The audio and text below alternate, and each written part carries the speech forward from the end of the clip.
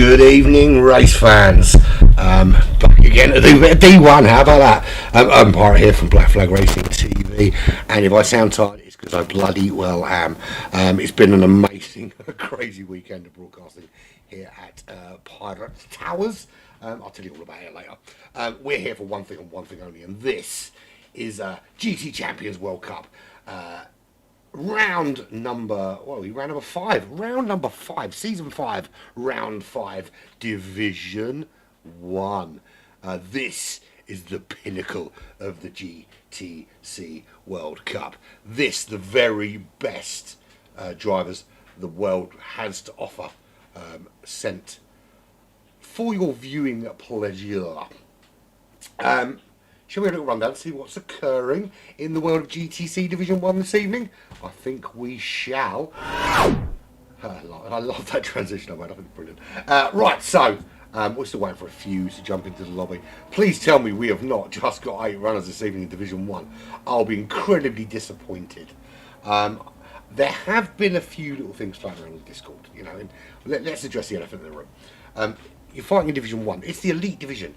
If you sign up for a race, a series such as this, and we're talking about an elite racing series, external racing series, not like an internal racing series amongst you and your friends. We're talking about going out there into the world and racing these big series like this. And you're not prepared to turn up every week. Don't sign up, man. It's unfair. There are people in Division 2, I'm sure, would love to be battling out here in Division 1. Equally Division 3, Division 2, etc, etc, etc. So, you know, if you're not turned up every week, man, it's not fair. But we've got some fabulous, absolutely fabulous drivers racing for your viewing pleasure this evening. One microphone all the way down there. Stupid place for it to be. Right, I'm going to check all my buttons. Well, I hope they do. Right. If you didn't already know, I'm at Black Flag Racing TV. This week we are at Brands Hatch. What a racetrack in the BMW M4 GT4. Now, if you stack this BMW M4 up against a load of other GR4 cars, you might find coming up wanting a little bit in some areas. You stack them up against each other, however, and you have got yourself a race on your hands, particularly at a track like Brands Hatch. But last time out, round 4 at Spa. Unfortunately, I couldn't be with you last week. My missus fell over and broke her arm, which was a bit of a pain in the arse, but you know, we move on. That though, last week in Spa was won by Bipolar Express of High Prix Sim Race City. Sharky, very quick driver, coming home in second with the fastest lap to boot. Mazda from ISA Racing Team coming home in third, rounding out that top 3. Greasy, newly signed to High Prix Sim Race City, was just outside that top 3 in 4th place with Captain Muffin. Now 2 Frogs, Cyclone Dan, Roses and Jakey rounding out the top 10. That's your podium by Polar Express, Sharky and Mazda. Any one of those 3 can win a championship at any time. In fact, any one of those top 10 can win a championship at any time. That was last week. Press the correct button, Andy. There we go. That's how it leaves the standings for season 5. Sharky still leading the way with 61 points. Greasy for High Prix just in behind there, 55 points for Greasy. And don't count him out just yet. It's not done. Jakey for Apex in 3rd place, 46 points. But you've got the 2 there. You've got Bipolar Express just outside, joint on points with Mazda, and after their win, their top 3 last week, closing that gap. Captain Muffin, Ridwan 7th and 8th, Frogs in 9th for High Prix, and Ando for FR Bono Racing rounds out that top 10 with our friend Roses just outside the top 10. Bipolar is going to wait another 5 to 10 minutes. Ridwan was 20 minutes late last week. I'm going to be brutally honest. Right? I've just come from doing GT Fusion, and we had someone that turned up a couple of minutes late for the lobby. And I'm not going to be funny. Everyone knows what time the race starts. If you can't be bothered to turn up on time, tough. Race without them. That's what I say. I know, sometimes things happen, but there are things that are always in your hands that you can control. And turning up for a race is one of them. Assuming that everybody turns up tonight, we have 13 runners. It's not looking good though, with it being 11 o'clock bang on, and there are 13 in the list for the grid. There are 8 in the room. Wonderful. 2 hours watching 8 cars. Frogs will be on pole, and I'll tell you what, from pole, dangerous proposition trying to chase that boy down, I can tell you. Cyclone Dan in second. Roses is on row 2 with Natu. Bipolar Express and Greasy on row 3. Sharky and Mario, they're on row 4. Lucas and Jakey on row 5. Ivitan and Ridwan will be on row 6. And TS Bap on his own in 13th place at the back of the grid. If you didn't know already, it is essentially 2 hours here around Brands Hatch. Racing soft, racing medium on 1 times, where 1 set of each required. Fuel consumption is also times 1. There is a pit window, a singular pit window, which runs from 10 minutes either side of your halfway mark, 1 hour in. I will put up a little notice. It'll look a little bit like this. There you go. When the pit window is open, and then when it's shut, I will do this, and then eventually I'll just turn it off so you won't see it. There we go. You must pit within that window. You must be exiting the pit before the pit lane closes. None of this jumping in as the pit closes and then getting it done. You've got to be exiting the pit when you are finito. We will try now, assuming that the problem we've got here is that, you know, look, it's 1 minute past 11 already, and Natu is just joining the room. If you guys in Division 1 want to get an interview after the race, it's quite simple. I've got to go off and I've got to do another race after this, and it's not fair on the guys in Division 2 to have to wait for their broadcast if you are not available for. If essentially by interviewing you it makes them late, it's not fair. So we have got it sorted out now that I can do interviews. I hope I've got access to Division 1 interviews. If not, can someone sort it out for me if possible, so we can get it done and get moved on, and everyone gets a fair crack at a whip. And it looks really odd me being in this lobby with all these A and A plus drivers, and there's little old me with a C and a DR of C and an SR of A. I just noticed that. It's very interesting. I've not even got the BMW one. I've still actually got the Mercedes AMG safety car on board. So, why are you so tired and grumpy today, Herb? No, I'm not going to start without some form of practice. 10 after we start sound good. Well, I personally think it starts at 11 o'clock. We should just get started, really. But each to their own. Each to their own. Shall we go back to the lobby, which is there? There we go.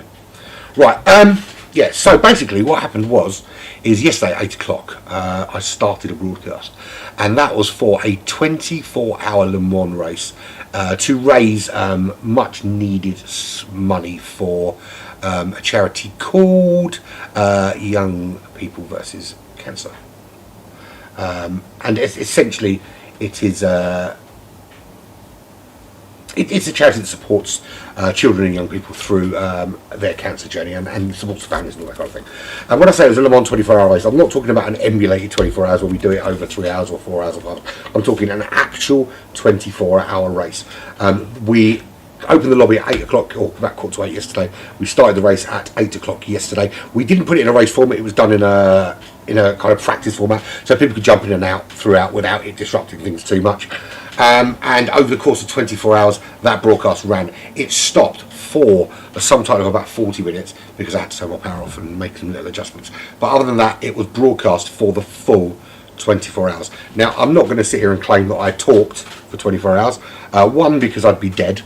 And two, because people would have fallen asleep listening to me witter on for 24 hours.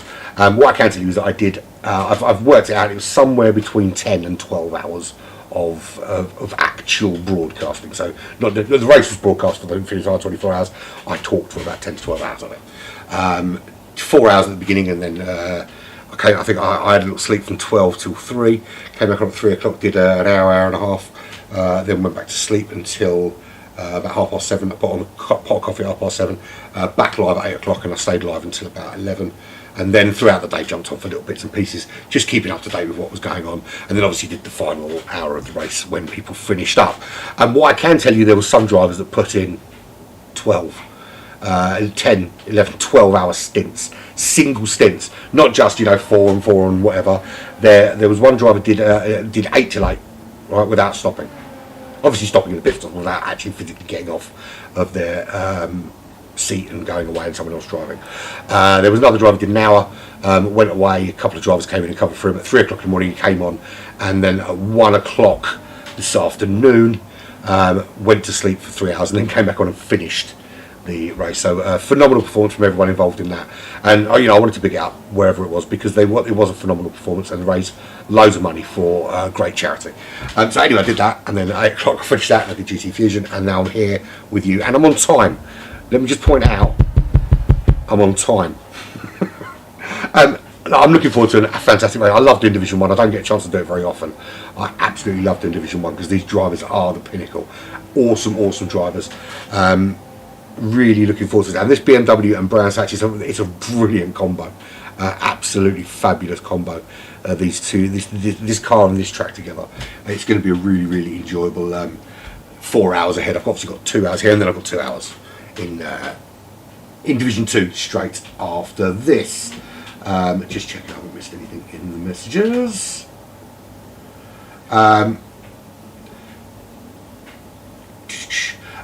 I haven't put it in the broadcast because I've just seen the message, but I'm going to plug Midweek Madness, which is coming up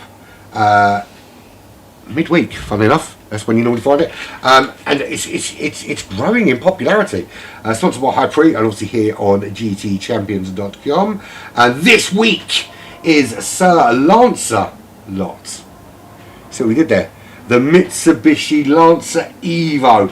What a car that is! We actually did a competition with this Evo. We did Evo versus WRX, and the Evo absolutely smashed the WRX all over the park in that 10 race series. It is an awesome car. It's 1 50-minute race, BOP, no tuning, 9 o'clock Eastern time in that Mitsubishi Evo GR3 Wednesday. Correct me if I'm wrong, I'm sure it's Wednesday. Well, being midweek, you would have thought it would be on a Wednesday, right? Who knows? Who knows? Not enough sleep to I was going to say to care, but of course I care. You know I care. I love you very much. So, we've got 9 in the room. We are hanging on for latecomers. I'm going to put it out there. If we're going to wait for latecomers and they turn up late, there should be points deducted for them turning up late. However late they are is how much time they have taken off at the end.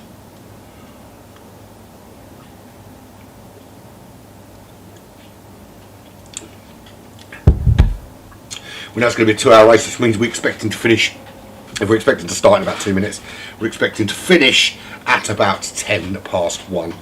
A very quick interview with the top 3. This is how we're going to do the interviews. I don't know if you're listening. You're probably not. You're probably too busy doing something else for listening to me. But I will. I'll stick a message in chat when I'm ready for it. But I will like the guys to jump in to.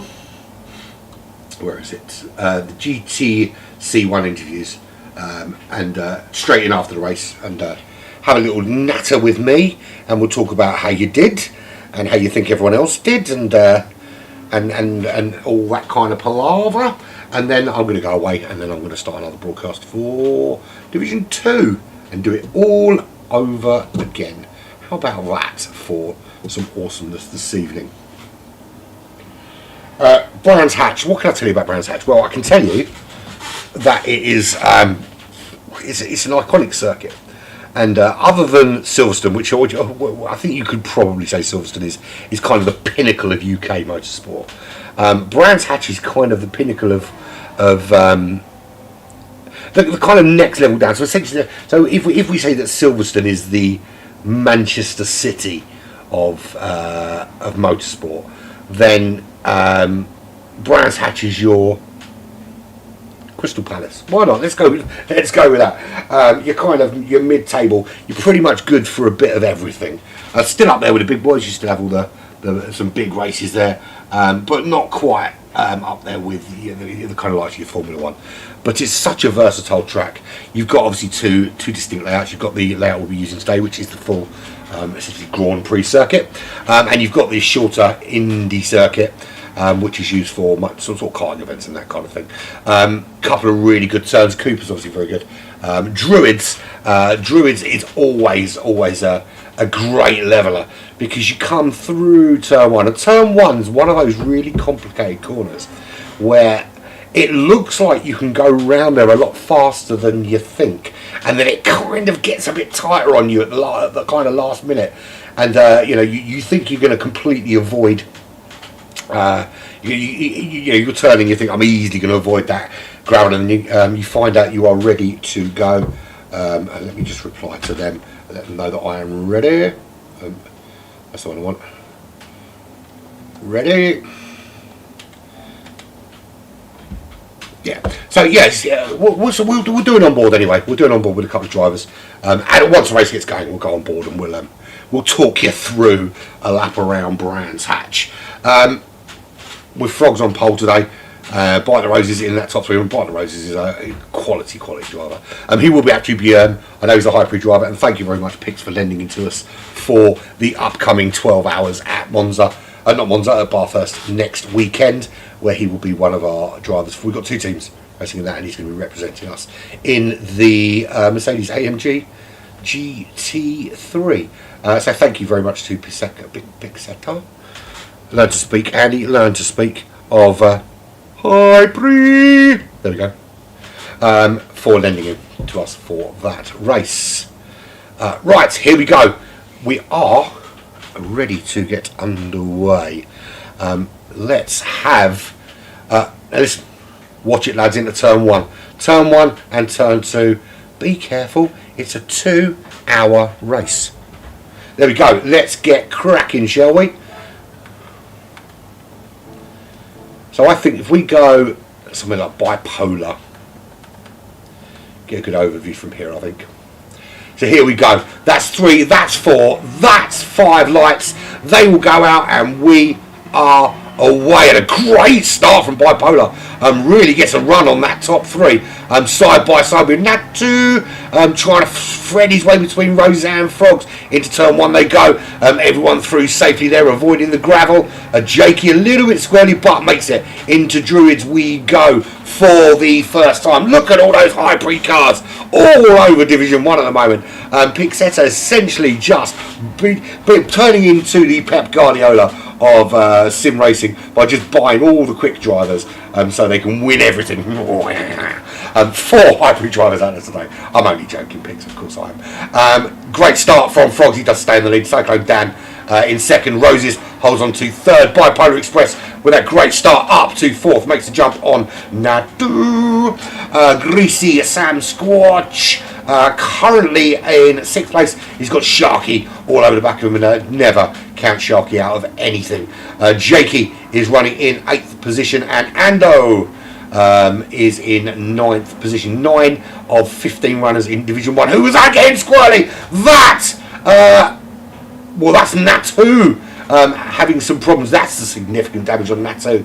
Just lost control of that BMW, and it snaked and into the wall it went. We saw a high pre-car, I think that was that of Greasy, just getting a little bit out of shape as well in 7th place. Losing out there, he's got some damage on the front there actually. Did he ever coming together with Natu as Natu tumbled down that order? Certainly looks that way. They can, of course, if they wish, they can pit for repairs outside the pit window, but that is all. No tyres, no fuel. So Frogs already setting out his stall, and Roses up into 2nd place. So currently High Pre running 1 and 2. Now I can tell you nothing about strategy. What I'll tell you is this: there's 2 distinct strategies today, and most of the cars are on one, and there are a small amount of cars on another. So Frogs from the United States, High Pre driver, joined High Pre at the start of the Porsche Cup this year. Is up into the lead. He started on pole, and he's already pulled out a 3.2 second gap over Roses, who's fought his way into 2nd. Really good start from Frogs. There's Roses in 2nd. Cyclone Dan Drops down into third place. Sharky makes his way past Bipolar Express up into fourth. He's looking pretty darn racing today, Sharky. Loving that livery on that BM. Simple but effective. Bipolar Express is our glorious host. He's also a hybrid driver, of course, and he is running in fifth position, losing out only to Sharky. He a great move on that too early on, which got him up into fourth, but Sharky's on the charge. Jakey, second UK representative from Apex Racing, he's currently running in sixth, right in the back of Bipolar. Look how close together these guys are racing. Sharky making a move up into third, into Druids. Does he make that move stick? Hell yes he does, and he's out. He's up into third. He's separating the High Pre cars, High Pre Frogs, High Pre Bite the Roses, and High Pre Bipolar Express running first, second, and fourth. Sharky in amongst those High Pre drivers right now. Wouldn't he look good in the High Pre livery? Don't you think? Recruiting for you picks, and we're recruiting for you. Bung me some cashola. So there we go. Look, Frogs is absolutely melting, man. 1:29.5, fastest lap of the race. His intentions are very clear. Build a big gap, disappear off up the road, and hope they can't catch me later. That's essentially Frogs' game plan by the looks of it. And already, if we go on board with Frogs, there is no one to be seen.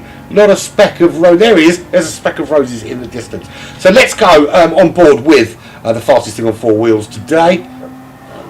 With Frogs. Let's do it from that view. So here we go. You cross the start finish line here. Pit on your right hand side. As I said, you turn in here and it looks like you're going to make the turn, and it's got that kind of you almost drift really far across, and you've got to avoid that gravel. Into Druids, you go really slow corner. You can cut this apex. He's chosen not to go that tight into Druids actually. Then round into, I think it's called Cooper's. You've got to be careful here. You can let it drift over, but you don't want to go too far, because you will pick up a penalty if you go too far over that white line. Then you've got the entrance to the Indy course there on your right hand side, but nice slow corner there brings you down to this quite long straight run, which winds down under this little walk across bridge, which is it's a really cool place to stand when there's racing cars there. You're looking for that last marker board, little dab, nothing more, and then you kind of feather your throttle to get through that right hander. And it's almost like a 50-pence piece with these right handers kind of round and round and round. And you're okay on the apexes. It's the other side of the racetrack you need to be careful of, because you go that little bit too wide on your way through, and there's gravel and dust and dirt and possibly a spin waiting for you on the other side.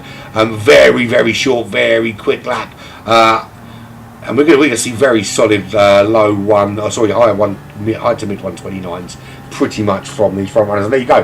That is as simple as that. That is a lap around Brands Hatch, a la Frogs. He's steadied the pace a little bit. 5 seconds is a steady kind of lead. Now, is he going to want to be opening up that gap? You can see he's done sort of mid to high 29s already. 1 minute 30 at that last lap, being matched pretty well by Roses, who's running in those low 130s at the moment. The gap is opening up a little bit. Roses just keeping a 1.4 second gap back to Sharky. And I'll tell you what, Sharky's only young, right? But he is super quick. Super quick. And I think we're going to, as we get older and we start racing less, I think we're going to see guys like Sharky. And he's just made that move on Bite the Roses and made it look effortless. As we're talking about how quick he is, we're going to see guys like Sharky. I mean, to be fair, Roses is not an old man either. But these are the future of sim racing guys.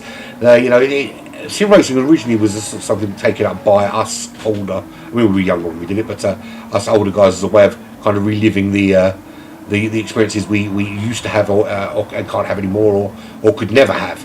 These youngers are coming in straight into sim racing and demonstrating an incredible pace as Bipolar Express making that move, using his experience to make that move on Bite the Roses. He's just losing a little bit of time and dropping back down. You're like, who was that? Was that a crash somewhere? Cyclone Dan, it looked like.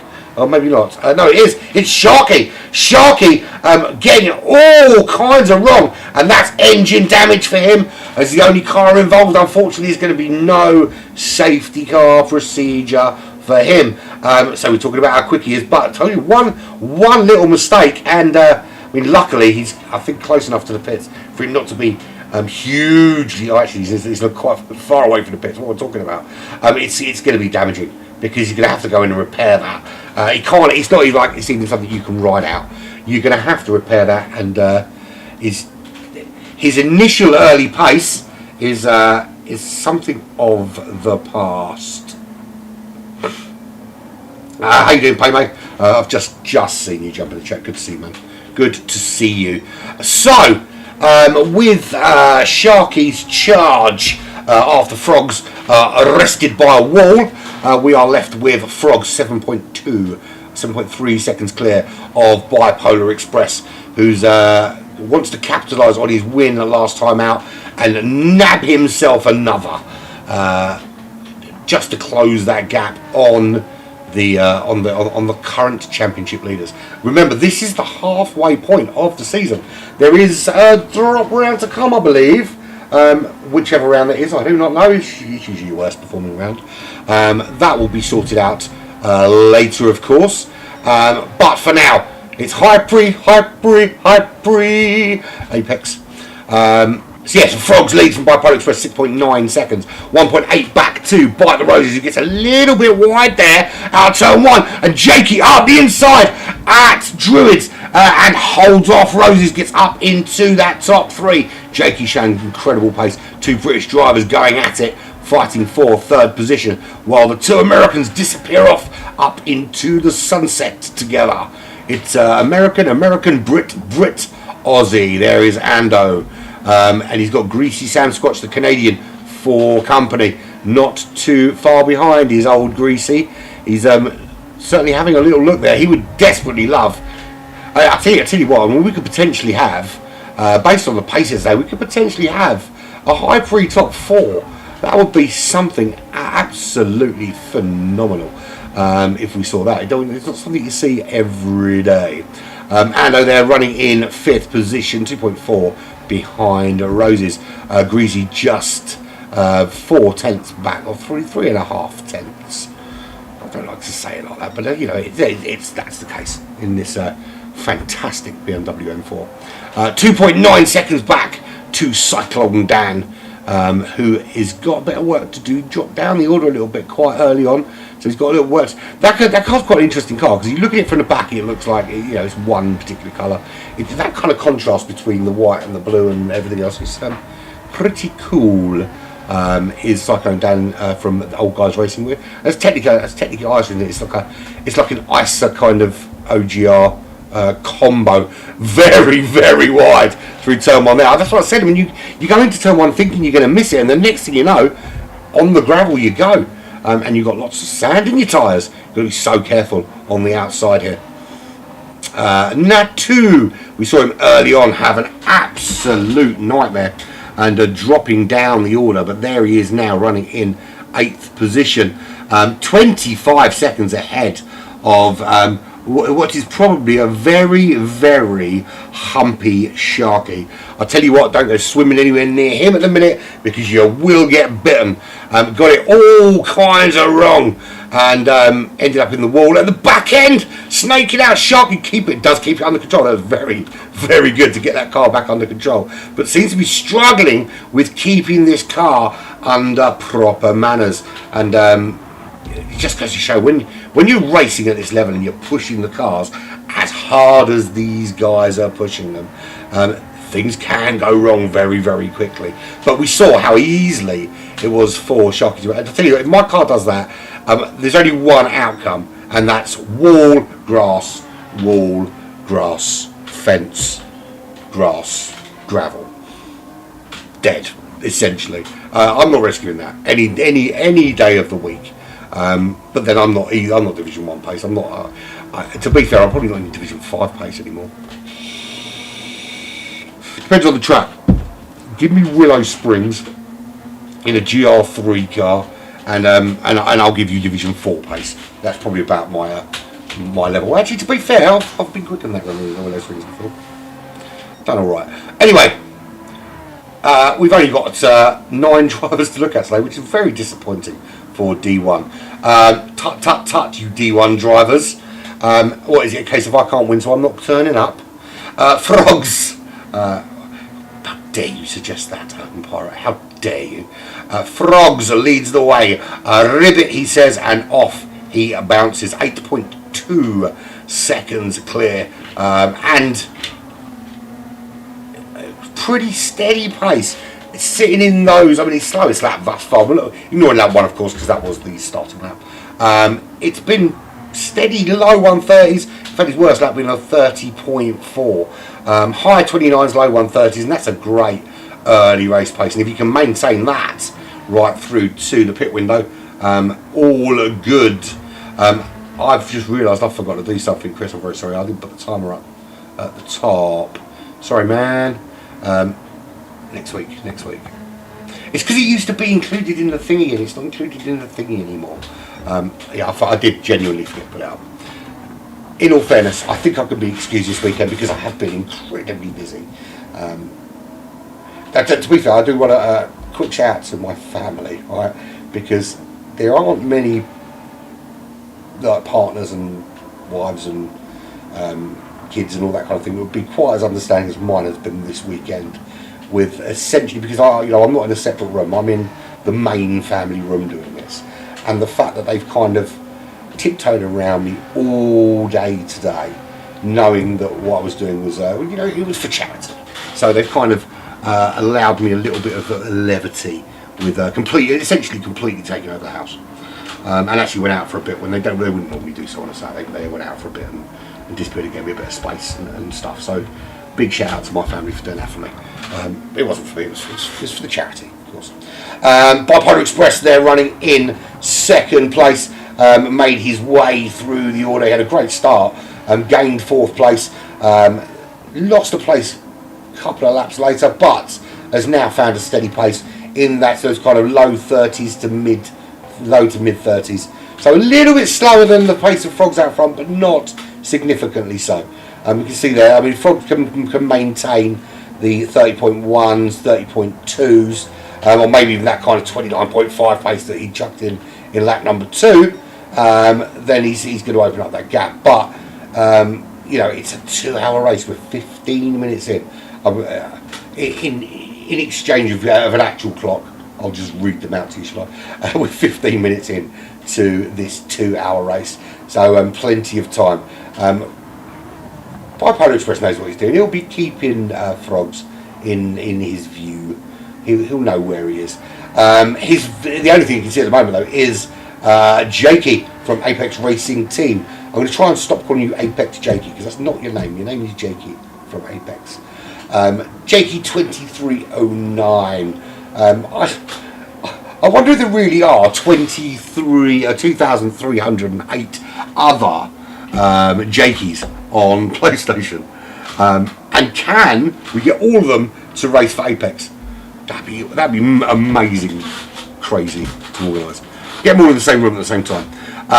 Jakey is just under 1 second behind Bipolar. If he can just close up that little bit more, he can pick up a bit of slipstream, particularly through the sort of quicker, that sort of long straight leading up to the kind of 50p pieces, I like to call it, which is that sort of succession of right-hander after right-hander after right-hander that brings you back round towards the start-finish straight, where they're just going now to complete lap 12. I think we're going to be looking at something like 80 laps today around Brands Hatch, or at least that's the hope. I've been using the thingy because for some reason today, I'm just going to do a quick check to see if it works. No, it does work. It is working again. Right, so that had stopped working earlier, but it is actually back working again now. There we go. Awesome. I'm glad it is. It wasn't working for any of the Fusion races, which is really annoying. But that might be something to do with their stupid ass lobby format. Less said about that, the better, I think. I have a feeling I might be getting sacked in the morning. Yeah, this is me caring. Frogs leads the way still, 8.8 seconds. He leads by some margin. He set his stall out very early on. He's said to the rest of the group, I've got pole position and I don't intend on relinquishing it any time soon. So if you want me, come and get me. And they're trying. Not necessarily working as yet. Bipolar running in second place. He's got Jakey right in there. Jakey's closing that gap now. Looking to make a challenge for a place firmly inside the top three. Not just in third, but in second. And we can see that top three now have really kind of forced a gap. And you look at the map in the top corner there. I wonder if there's a way I can. It'd be nice if I could have a way I can zoom that map right out, and you can kind of see how spread out they are. I mean, there's Jakey, and we see that he's just about to make a move on Bipolar. He's got a good run on him into Druids. That's the second time we've seen Jakey make a very, very good overtake in the Druids, and it's the second time he's done it to a driver wearing the colours of High Pre. Bipolar not giving it up too easily. Wants to stay behind Jakey, getting a little bit wide there. I think he's just going to get away with that though. Up into second, Jakey goes. And Bipola's going to get a good run on him though, down the hill. Whether he can make it work or not, that's another matter entirely. But you can see there, the gaps start to open up. There's Sharky, Frog's way up ahead. Sharky's somewhere in the back one we're talking about. And then we've got Bite the Roses, 4.2 seconds back. He's not got it all his own way. He has got Ando for company. So it's not just Roses pulling away from the crowd. He's got Ando sticking right there with him. Just behind them, Greasy Sam Squanch. It's Squanch, isn't it? Not Squash. Or Squatch. See, Greasy Sam Squanch. I'd love to know how that name came about. It's a really interesting name.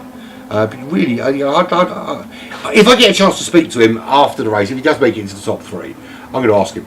Why not? Don't ask, you don't find out. It could turn out that it was like some random generated thing and he had absolutely nothing to do with it. But who knows? He's running in sixth position. Then we got another bit of a gap back to Natu, who was a front runner and then got it a little bit wrong on that one and found himself tumble all the way down the order. And there he is. Running in seventh position. Sorry for yawning like that. It's been a very long weekend thus far. 2.9 seconds back to Cyclone Dan. We don't want to see him spinning like a cyclone. We want to see him. Oh, as I said that was very nearly the dictionary definition of the commentator's curse, where I'm talking about him spinning like a cyclone, and he comes out of Druids and his back end nearly came round to meet his front end. But he did hold that very well. And 23 seconds back is the unfortunate Sharky, who very nearly came to his demise after leaving all over the track. Sorry, had to be done. That was for you, Roses. I'm sure I thought Roses for sending it to me. You should never have sent me that because I have so much fun now with the carve off. And it never fails to be funny to me either. If you haven't seen it, then tough, I'm not sharing it. It's for me and me alone. Sometimes I do things just to make myself laugh, if nobody else. Right, where are we at? Frogsy. He's opened that gap up now. He really is starting to lay down the gauntlet to those behind. Jakey still ahead of Bipolar, but Frogs is 10.7 seconds clear, with still chucking in laps in those low 130s, occasionally dipping his toe into the high 29s. Obviously, you don't want to be pushing the car too hard at this stage. You want to make sure it makes it nice and comfortably to the pit window, and you want your car to go as far into the pit window as possible, so you are in an optimum position at the end of the race to have something left to push with should the opportunity to push present itself. Currently this is the battle raging for second. Apex Jakey and Bipolar Express. I called him Apex Jakey. I said I wasn't going to do it and I did it. I've got a post-it note to remind me to do one thing, and I should write another note. Don't keep calling him Apex Jakey because that's not his freaking name. His name is just Jakey. The Apex is a team. Or should I just start referring to everybody by their team name? Black Flag Racing Urban Pirate. Yeah, that's the mouthful, isn't it? Jakey running in second, he's holding Bipolar at bay. Bipolar making sure he stays right in there with him.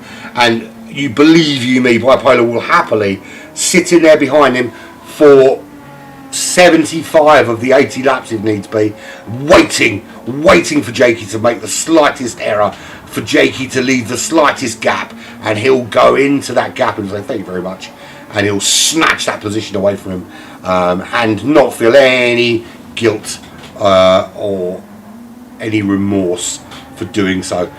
Very calculating, very clever driver with some very good racecraft. Look, they all are. At this level, they've all got great racecraft. But I kind of like the way Bipolar Express does his thing. Yeah, let's not talk like that again, shall we? Then get back to Bite the Roses. He's pulling away a little bit from Ando. Ando actually falling into the clutches of Greasy Sam Squanch. So no longer is Ando focused on catching Roses.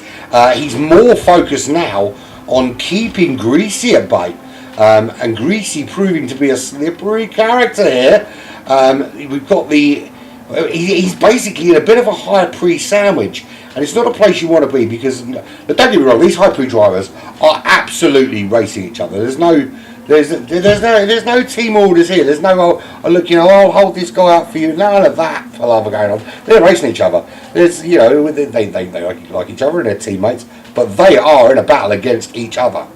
However, it's not a comfortable place to be when you have particularly a driver as good as Greasy chasing you down, hunting you down, making your life difficult, hounding you, haranguing you, tucked in behind your rear wing like that, watching your every move, just waiting for one little slip, one little error, one missed apex, where they're going to pounce and snatch that position from you in the best way they possibly can.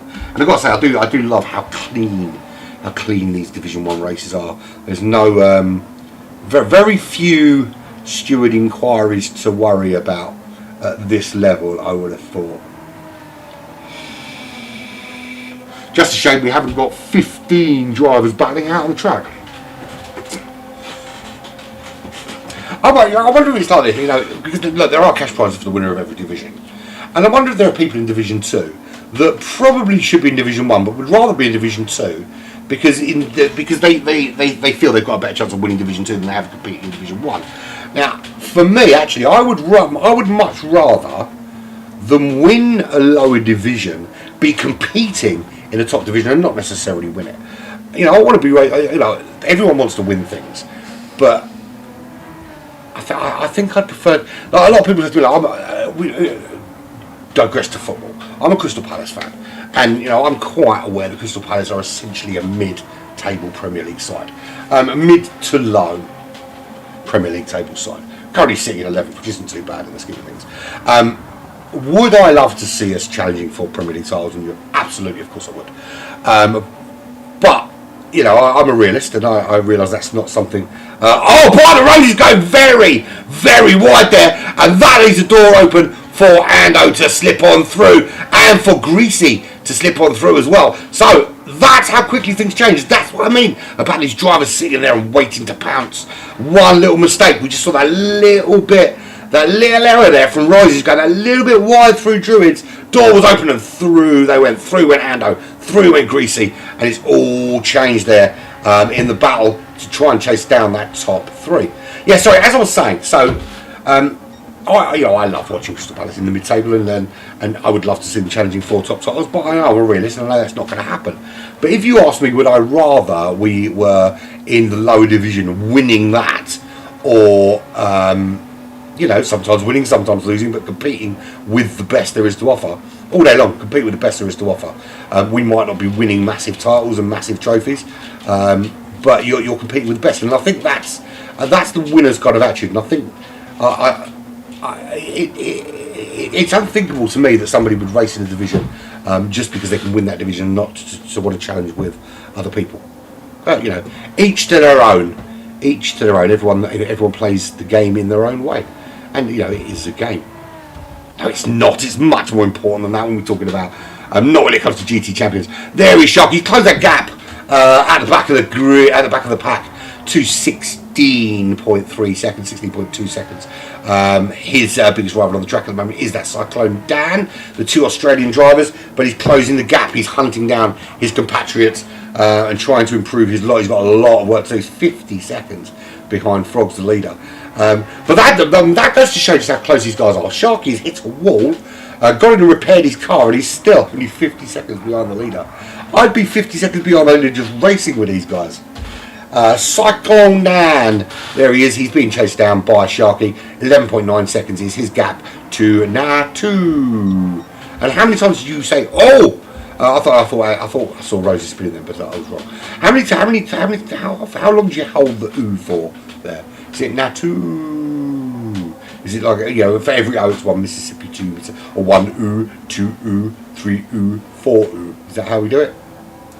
Or is it just NATO? You have to confirm that if we do get a chance to speak. I'm probably not going to ask that question. So, By the Roses has refound his composure. And look, there's still this battle going on between these three for 4th, 5th and 6th. I would love to be showing you what's going on out in front, but at the moment, it's all very stable. This is where the battle is to be had. And actually, I want to go on board with By the Roses here, because you can a really, really good view of this battle. And you can see almost identical lines through there. And this is where we saw Roses make a mistake before, very wide through Druids. And we saw Ando and Greasy dive up the inside there in Druids and snatch that position from him. So Ando now is the one being hunted by the two High Pre. He was a couple of laps ago sandwiched between them as we hit the half-hour mark and we're on lap 20. And I said there'd be 80 laps, didn't I? It obviously depends on pace. I think these guys will do 80 laps. Other divisions might not necessarily do quite as many. It's going to be between 75 and 80 laps, whichever way you look at it, whichever division you're racing in.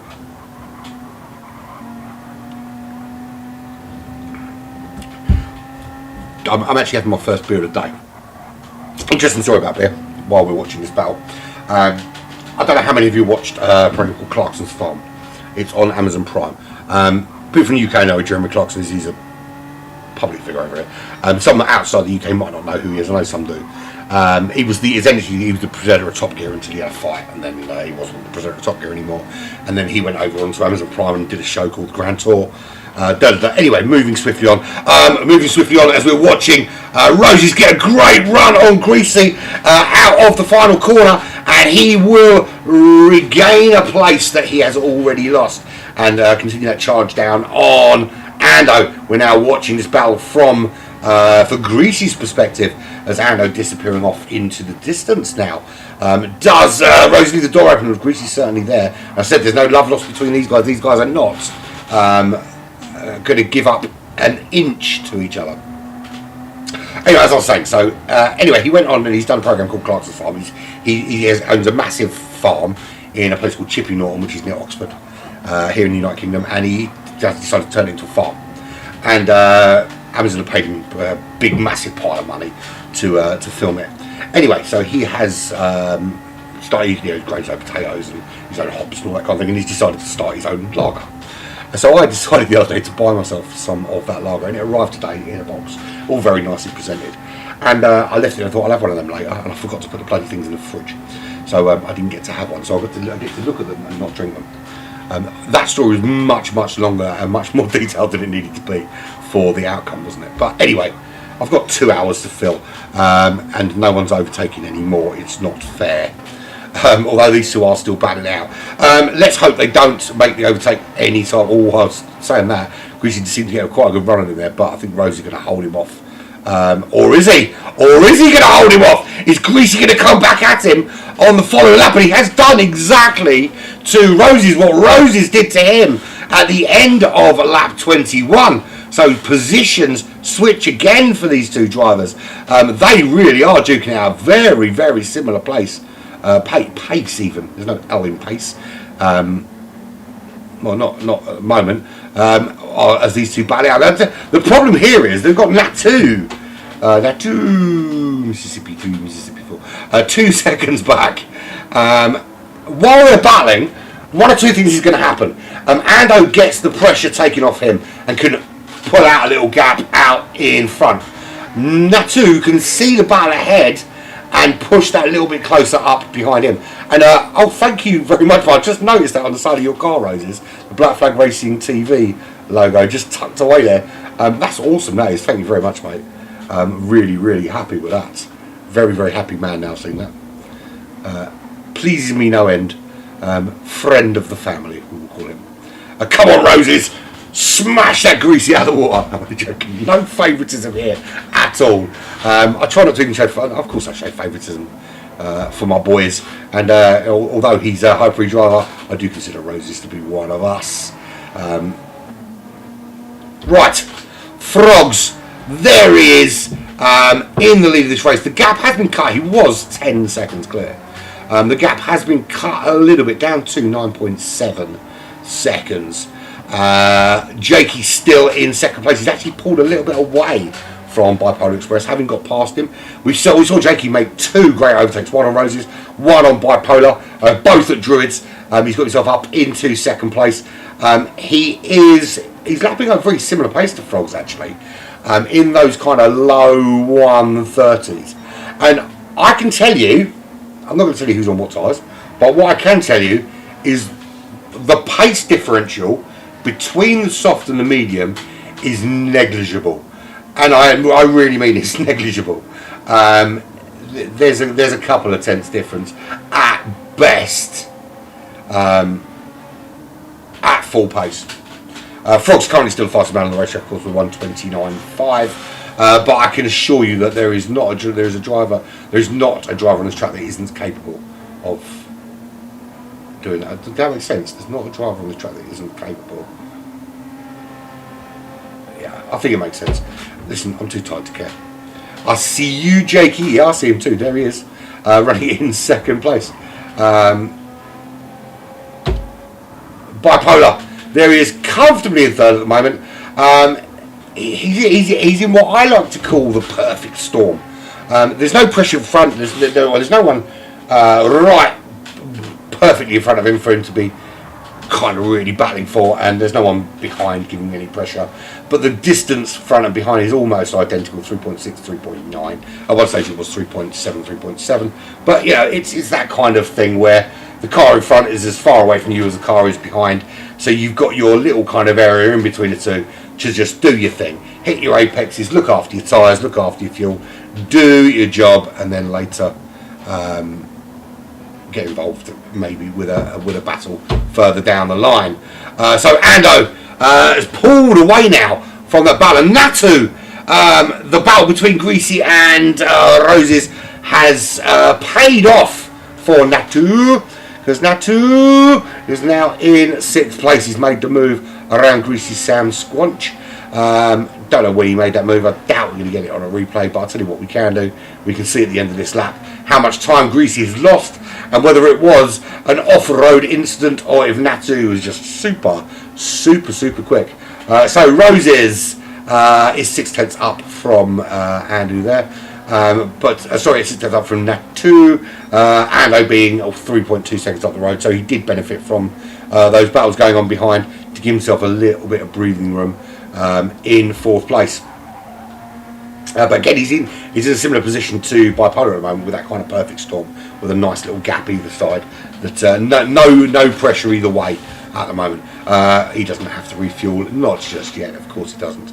That's just a bug you get if you start using keyboard controls properly. I want to have a look actually at the back of the pack. That's what we want to look at Sharky, because he's closed that gap. Sharky's pace is bang on par with Frog's, and actually last 3 laps have been incredibly consistent. Had Sharky not had his little episode with the wall, I've got absolutely no doubt in my mind, looking at those lap times, that he, if he wasn't in the lead of this race right now, he would be crawling all over Frogs like he was a Frenchman looking for a meal of frog's legs. I couldn't think of a better analogy than that, but that one I'll have to do for the time being. I don't think this is all. This currently running in 9th place is all over for Sharky. I think there is still a story to be told for Sharky today.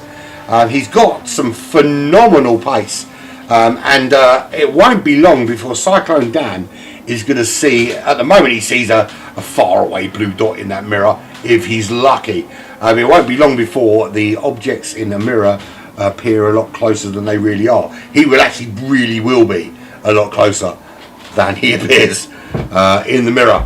There is Cyclone Dan, 17 seconds behind Greasy. And Natu now ahead of Bite the Roses. So Natu showing some pace. I did want to see if Greasy had a bad lap. He didn't actually have a terribly bad lap. So it is just phenomenal pace from Natu, who is operating in again similar vein to that of Frogs at the front and Sharky at the back. The only slight difference between Natu is not quite the level of nailed on consistency those guys either side. 29, so he's doing the high 29s, low 30s on a semi-regular basis, with the occasional anomaly shoved in there, as you do, the occasional anomaly shoved in there, just to skew your averages and mess with the mind. So Bite the Roses though stuck, the word I'm looking for is tucked right up behind Natu and waiting to pounce. You're not going to intimidate these drivers into making a mistake. They will be right there waiting for you to come. They know where to put their car. They'll stop you if they can. They'll cover every apex. They'll block off that blade of grass. They'll hide. They'll do whatever they can to stay ahead of you and not be intimidated by seeing you in their mirrors in the slightest. They're too good. That's why they're in Division 1. They're in Division 1 because they, even under this pressure, they won't be feeling, a driver in Division 3, Division 4 at this stage, being chased down like that by a quicker driver. I know I certainly would. I would absolutely be bricking it. And then when you start making mistakes, these guys, they thrive on this kind of pressure, which is why they race at this level on a regular basis. Natu leading Bite the Roses by half a second. Back up to the leaders, shall we? Jakey is starting to take a little bit of a chunk or two out of Frog's lead. Frogs did have out to a nice, comfortable 10 seconds. And Jakey is having none of that. And he's starting now just to reel in the American drivers. So we've got Frogs from the US 4. High pre-Sim Race City leads the way 8.7 seconds from the British driver Jakey from the Apex Racing team. He's sandwiched between two high pre drivers because they're from High Pre Sim Race City is Bipolar Express, who's showing. Now that is really good consistency as well from a good grouping. He's obviously again you have the anomalies, the outliers, the 30.1s and the 30.9s, but for the most part he is nice and comfortably in those mid 130s. Excuse me, and you continue doing that lap after lap after lap without making mistakes, and someone's going to get caught. I love. This is what I love about this one is, even though it's covered, and even though I haven't given any indications what type of people are on, is that the truth, and you can't handle the truth. Because he's on it at the minute. He absolutely knows that Frogs is operating on soft tyres, and I didn't even tell anyone. Honest governor, I didn't reveal it. But the truth sees it, and I've got to tell you, you're absolutely right, my friend. Not quite yet, truth, but it won't be long, my friend. It won't be long. I would say. Well, look, the pit window opens in about 9 minutes' time. I think when that pit window opens, that's when they're going to start. We're going to start to see that problem arising. But yeah, you're absolutely right. The cat's out of the bag now, isn't it? the front left is starting to have seen better days. Put it this way, I'd rather date the rear right than the front left, given the choice of two girls in a nightclub. I'm acutely aware that is a terrible analogy. You say lap 46.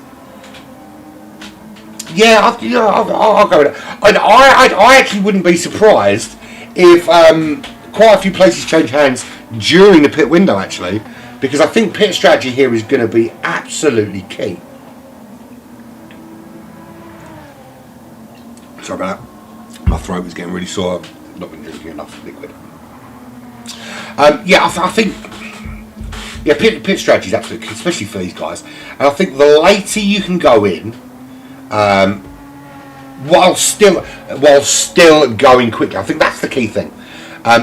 If you can keep up this pace, not lose any time, and go in really deep into the pit window, I think you're going to be in a much better position.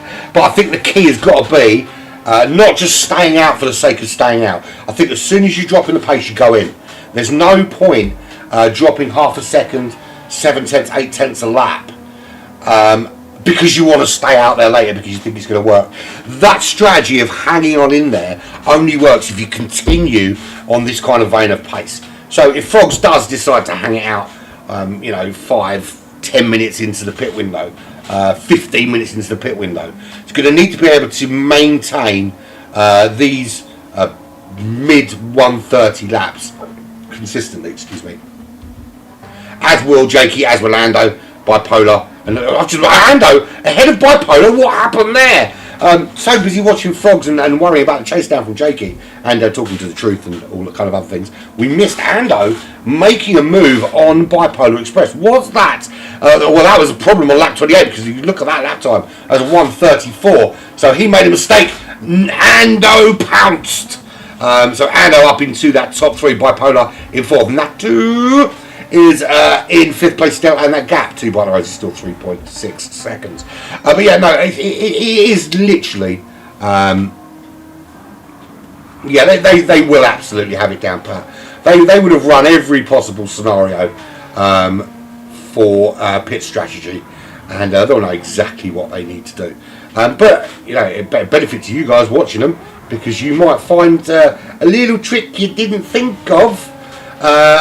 And that's available to you. One thing I will say though, you guys in D2, I don't think you guys in D2, particularly you, Monkey, Checky, Rusty Nuggets, not Rusty Maggots, Rusty Maggots. I don't think you guys would be too much out of place here in Division 1. And let's face it, there's a bit of space. There's only 9 drivers bothered to show up. And we're halfway through a season and only 9 drivers showing up to a race. And ironically, pretty much the top 9. Make of that what you will, my friends. Make of that what you will. So, the gap was closing actually. It was down to the kind of low 8 seconds. But Frog's managing that gap quite well at the moment. But heed the truth's words, because he speak the truth. That's why he is called the truth. It is going to be a Jakey chase down, and Jakey actually showing some phenomenal pace actually. Has battled his way through the field. Ando, he's also showing some good pace. And Ando's been smart. Ando hasn't had to really make a proper kind of overtake in the sense of the word. What Ando has done has positioned himself to capitalise on errors. All the drivers Division 1 are going to do that, but I think Ando's done it particularly well, is that he has been in a position to gain a place every time a car 1 or 2 places up from him has made a mistake. Yeah, no, you're right, Tree, but I don't think you would be out of place there, but we'll see. We will see what we will see. I think being halfway through, I think there is room for a big kind of let's get the cards and shuffle them a bit. Let's move everybody out. Let's fill up these top lobbies, particularly D1, 2, and 3. I mean, D1, 2, and 3 are broadcast every week, pretty much. So they're the three divisions that need to be filled, that should be filled. It's good for GT Champions, it's good for the drivers, it's good for the sponsors. Particularly good for the sponsors. You know, you want 15 people being supported, not 9. There's 7 people watching now. We've got a lobby of 15 people. That number doubles. It is what it is. Bipolar Express did have a bad lap. Lap 28, lost 4 seconds. That's allowed Ando to capitalise on that, move up into that top 3, and just dropped him down into the loving embrace of Natu, who's also on a bit of a charge through the field, waiting for the gaps, finding those errors, finding those spaces. He's up to 5th place. Greasy Sam Squatch, he's in 6th place. And by the roses, pace falling off a little bit.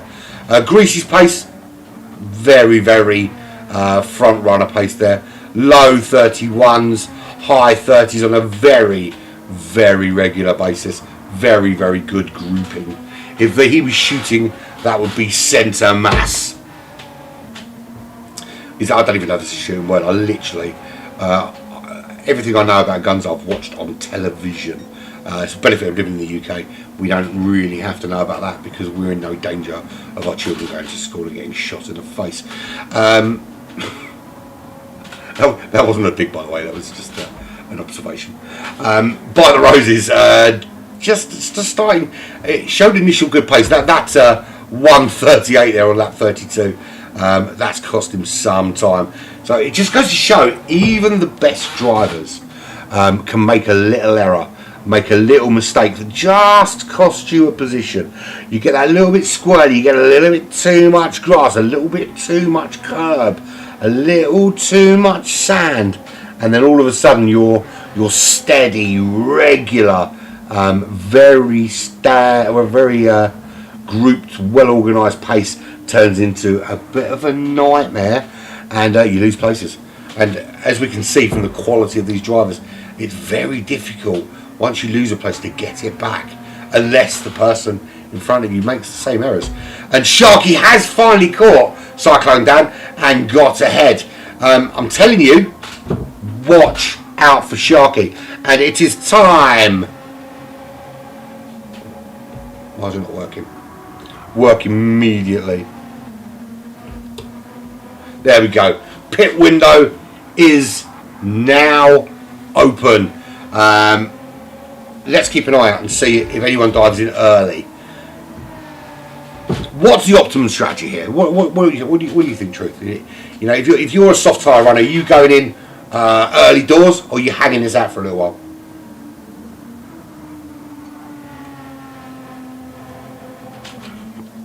I'm going to be brutally honest. I've been so busy this week. Right, generally what I'll do is I'll pop into one of the Black Flag practice lobbies and kind of get an idea of pace and that kind of thing. But genuinely, work has been absolutely insane the last couple of weeks, and I haven't been in a position to be able to do it, which is unusual for me. I genuinely haven't. I've done very few, apart from this weekend. I think I've made the last 2 weeks. I've done very little broadcasting. With obviously my missus breaking her arm last week and all the other bits and pieces that have gone on with work, I've done very little broadcasting over the last 2 weeks. But boy, have I made up for that today and yesterday. So I haven't had really the opportunity to see what kind of pace, what kind of strategies these guys are running, and what's even optimum. But Frogs not blinking just yet, and the truth let the cat out of the bag about Frogs being on the soft compound tyres. I didn't do it.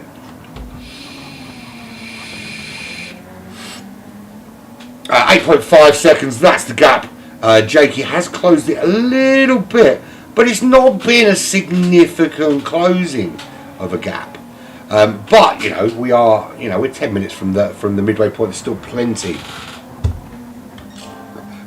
of racing to be getting on with here at Brands Hatch. Fastest lap still Frogs 1:29.5, which he did on lap 2 of this race, and we're just coming up to lap 36. I said, what did I say? I said 80 laps, didn't I? I did that with math as well, or maths as they call it everywhere else. I did that with maths, and I think I'm pretty much there or thereabouts, you know. I like to think so anyway. We've got a number of black flag drivers in contention today. Straight after this, we're going to be moving over to Division 2, where we have Kaizan, Monkey Man Macho, and hopefully if he's persuaded the truth. The ones that say they're closed, it shouldn't say closed, it should say it's not closed. Why is this not working properly?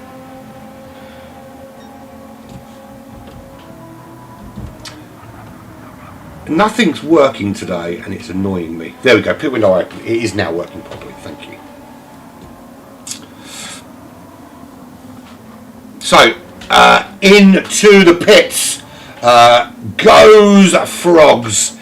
He gets that pit stop done and he is out in 5th place. So that's not bad there, but it's quite early in the pit window for him to go in. So that frees Jakey off into the lead of this race in 7.7 seconds. He leads this race by. Ando in 2nd position. He is, as I said, 7.7 behind Jakey. 2.2 clear of Nat2, who rounds out the top 3 currently. Of course, when people go in, that will change. It's certainly changed for, well, at least one person, that will be Frogs, who will move a little bit further up the order. What Frogs does now in terms of pace is very important, I think. Who's the one to watch?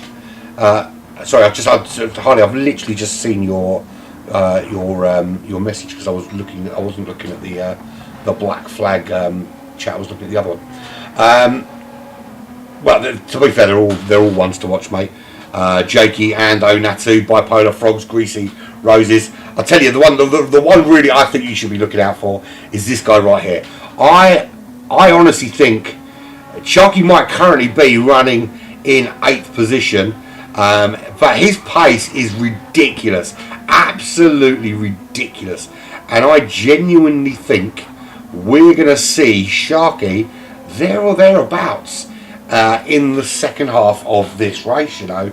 I think there are a few people out there that are going to be very, well, I don't think anyone in Division 1 is surprised by Sharky's pace, but what I mean is that surprised at where he finishes considering where he currently lays his hat. And you've got to feel for Cyclone Dan. I mean, he's running 9th, which in a field of 15 drivers, he's relatively comfortably mid-table. But unfortunately, because hardly anyone showed up today, he's running in 9th. So Jakey leads the way currently. Yeah, it is very bad news for the field, mate. I think you're spot on right there. Ando is he's putting in some really good lap times, and the fact that he has got a nice little bit of clear air in ahead of him. And to be fair, the slipstream here isn't that big. Look, it's helpful on a couple of parts of the racetrack, but it's not that sort of track, Brands Hatch, because Brands Hatch is all about fast corners. There is one relatively long straight, which will give you you get a little bit of benefit from slipstream. The problem is at the end of the straight, there's not really any sort of big braking zone where you can kind of use that slipstream to chuck one up the inside and maybe gain a position. It is all about really the key here is getting that much better exit out of these fast corners, or just lying in wait for a mistake. But Ando has been incredibly consistent. Jakey lapping in the mid to low 130s. Ando very similar times, although the last couple of laps have been a little bit slower. But I think those around are going to be a little bit afraid.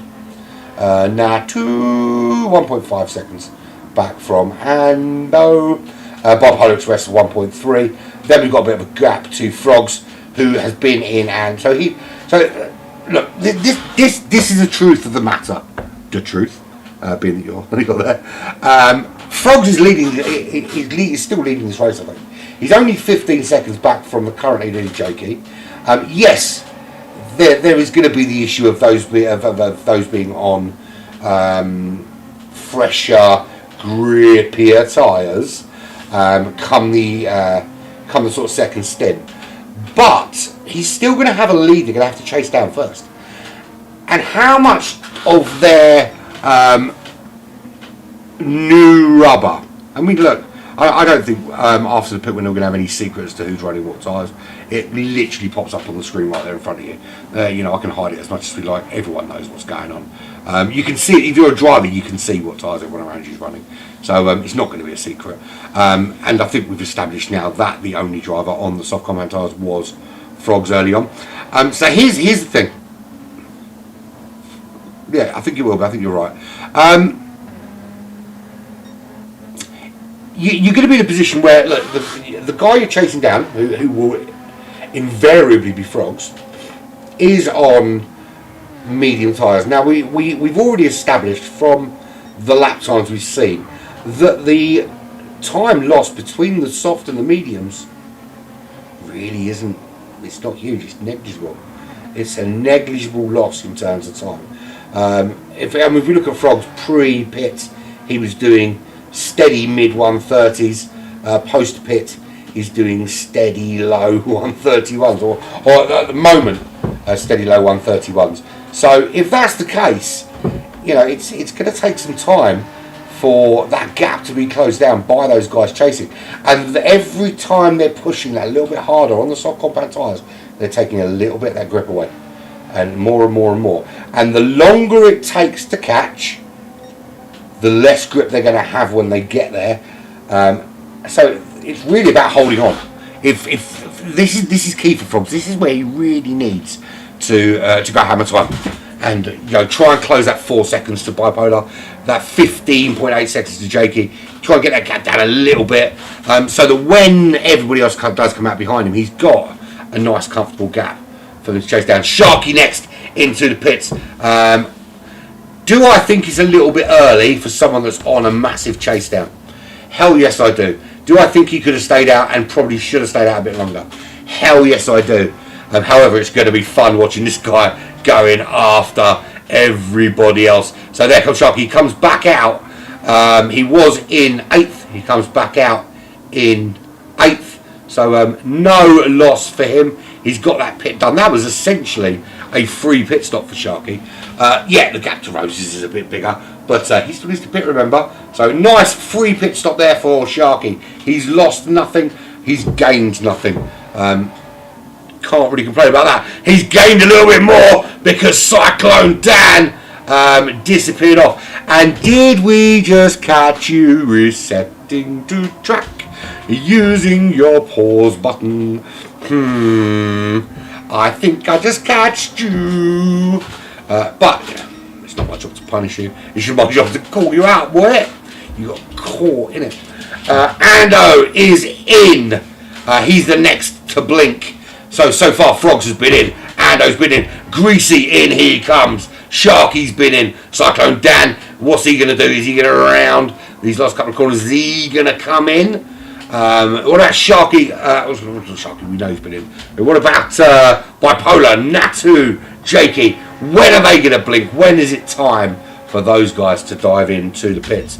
So Frogs, 1 place gained already. The gap to Jakey, still pretty much where it was. Towards 15.8, that's 15.7. 10th, listen, 10th makes a difference, but not a huge amount. So out comes Ando, and I think I'm looking at his fuel, and I'll tell you what, I think Ando's got this spot, and I think the truth speaketh the truth, and I think Ando, I still think Sharky's one to watch. I still genuinely think Sharky is going to surprise a few people and finish higher than you think. But Ando,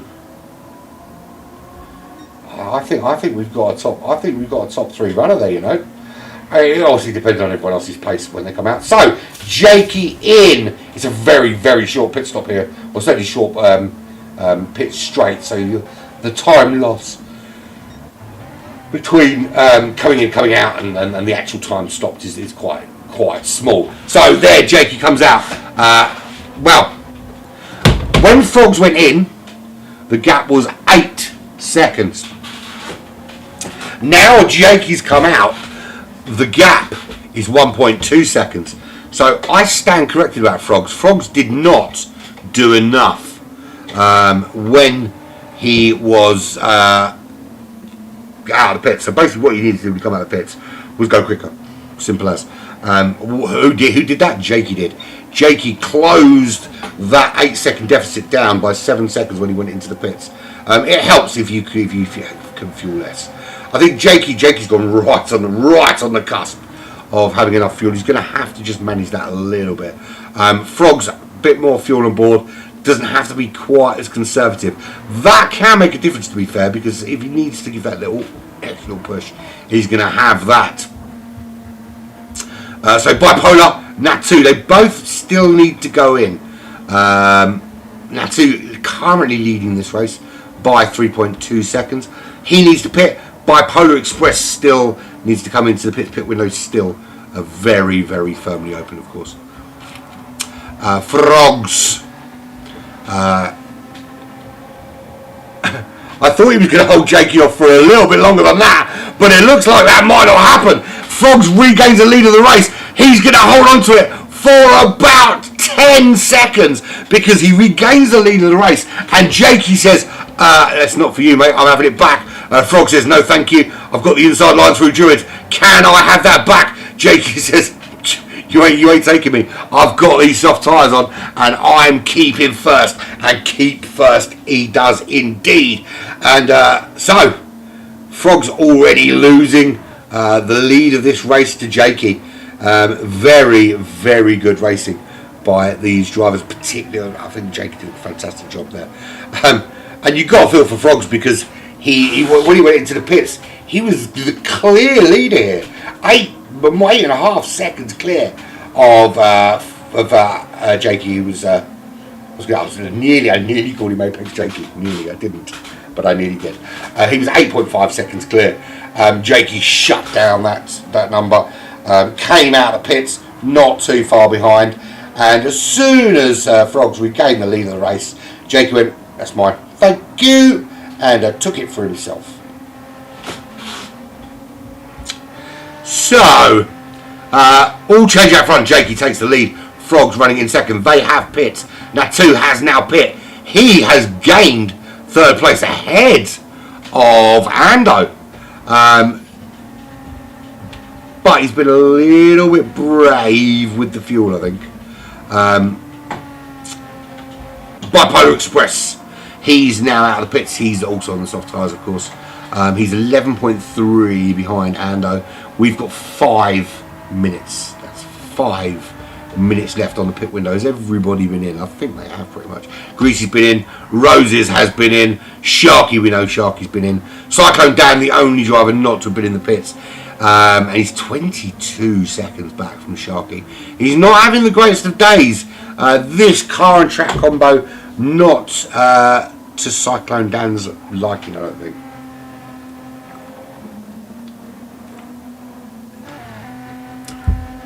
So, unfortunately for Cyclone Dan, it's going to be a hard day at the office. The irony is, though, of course, with a full lobby of 15 drivers, he's mid-table. That's a fact. Across the line he goes. He was 2.3 seconds slower at that lap than his fastest, I think. When does he come in? He hasn't got many laps left before he has to. Last thing he wants is this window to shut on him. I think he just has to resign himself to the fact that the guy that he's chasing down is quick. He's super quick. He's trying to chase down Sharky. And I actually thought Sharky would find himself further up the field, but it just seems that the pace throughout has been so quick that Sharky actually hasn't made the inroads I expected him to. Big winners so far though. Jakey, there's a battle going on. There's a battle raging on up here. Natu and Frogs going at it. Frogs retaking second from Natu. Ando still outside that top 3. How long can Frogs hold Natu at bay though? That's the question. This is the view from the front of Natu's car as he retakes the position from Frogs. They're side by side, these two. Look at this battling. Absolutely on it. And back ahead goes Frogs. That's the view from the back of his car as Natu is trying to hunt down second place. Frogs doing just enough at this stage to stay ahead. Lapping in the low 31s. On those medium tyres, it's Frogs. Natu. Well, actually, it was significantly quicker, 29.3 for him. But he must have had a little error, a little bit slow on this lap, and it's causing him knowing the problems now. Because the problem is now, of course, he's stuck behind Frogs. And the longer he's stuck behind Frogs, is the bigger gap that Jakey can pull out. And I thought, I can appreciate that Frogs is going to want to defend this. The problem is that how long do you defend it for? Because it's surely it's not a battle that over time you can win. And Natu, just that superior grip just allows him to break that a little bit later, and you sort of just shoot almost as though he wasn't braking at all. And Natu shoots forward and into Druids, just manages to give himself a little bit of breathing room. And Natu can safely again say he is back in second place. There's Ando, he's now getting involved here. How long before he gets to make the move on Frogs? The gap to the leader, 10 seconds. They won't want to see this gap get any bigger because already it's 9.2 seconds Jakey's ahead of Natu. That is almost as much as Frogs was ahead before the pit stops, or certainly before Jakey started closing that gap on Frogs. Natu will not want to see that gap opening up. Ando will certainly not want to see that gap opening up any further, because the distance between him and Frogs and Natu is so close, and already up, disappeared off into the distance, is Jakey, who's looking to take the maximum points here today. Greasy with the fastest lap of the race thus far, 1:28.7, and he did that just now, just taking that fastest lap.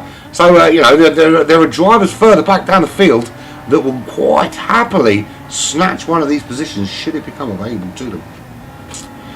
So Ando making the move side by side with Frogs, and again under braking. Look at the difference. It's into turn 1.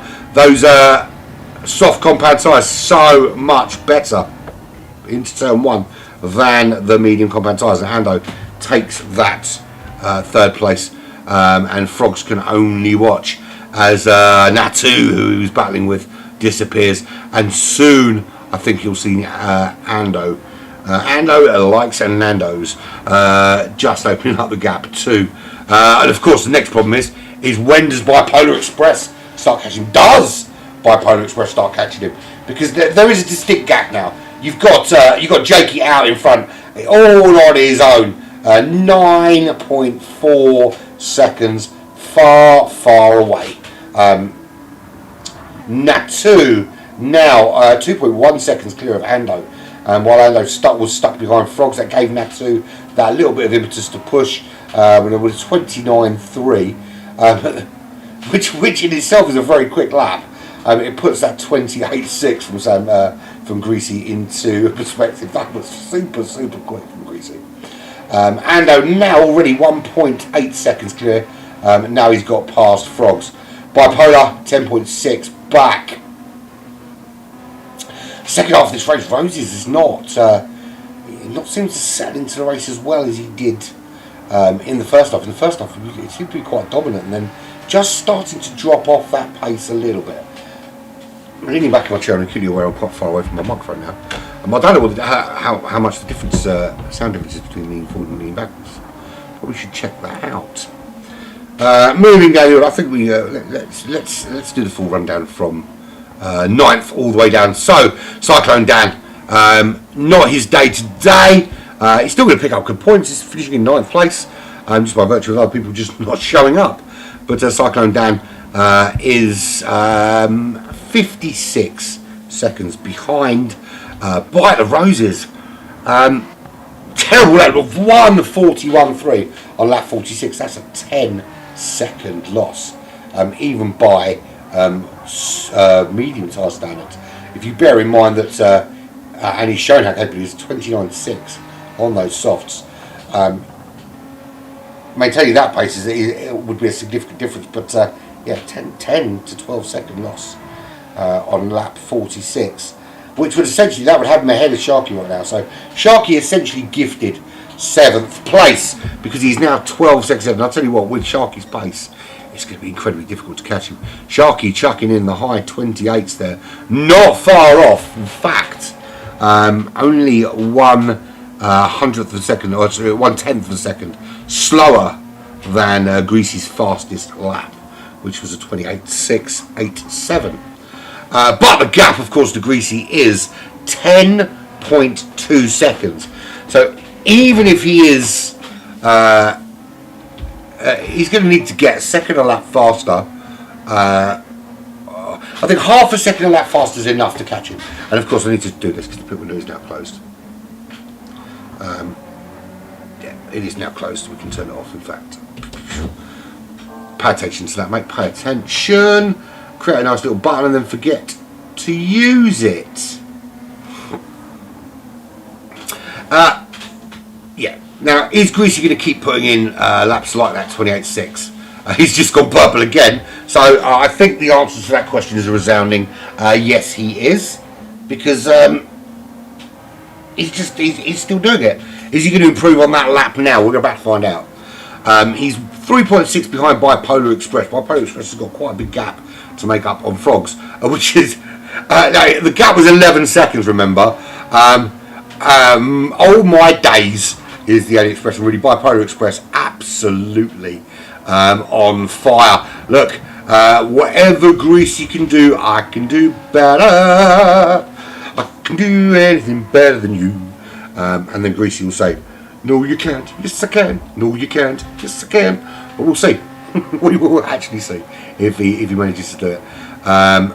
So Bipolar Express coming across the line. Is that fastest lap? Yes it is. So Greasy Sam Squanch says, here's the 1:28.6. What have you got, Bipolar Express? And he says, I see your 1:28.68 and I raise you 1.16 seconds.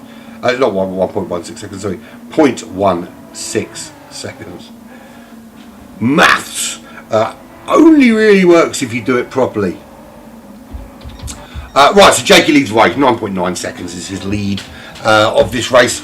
And I genuinely, now we've had our pit stops, I can't see past anyone but Jakey to take the win here. I can't.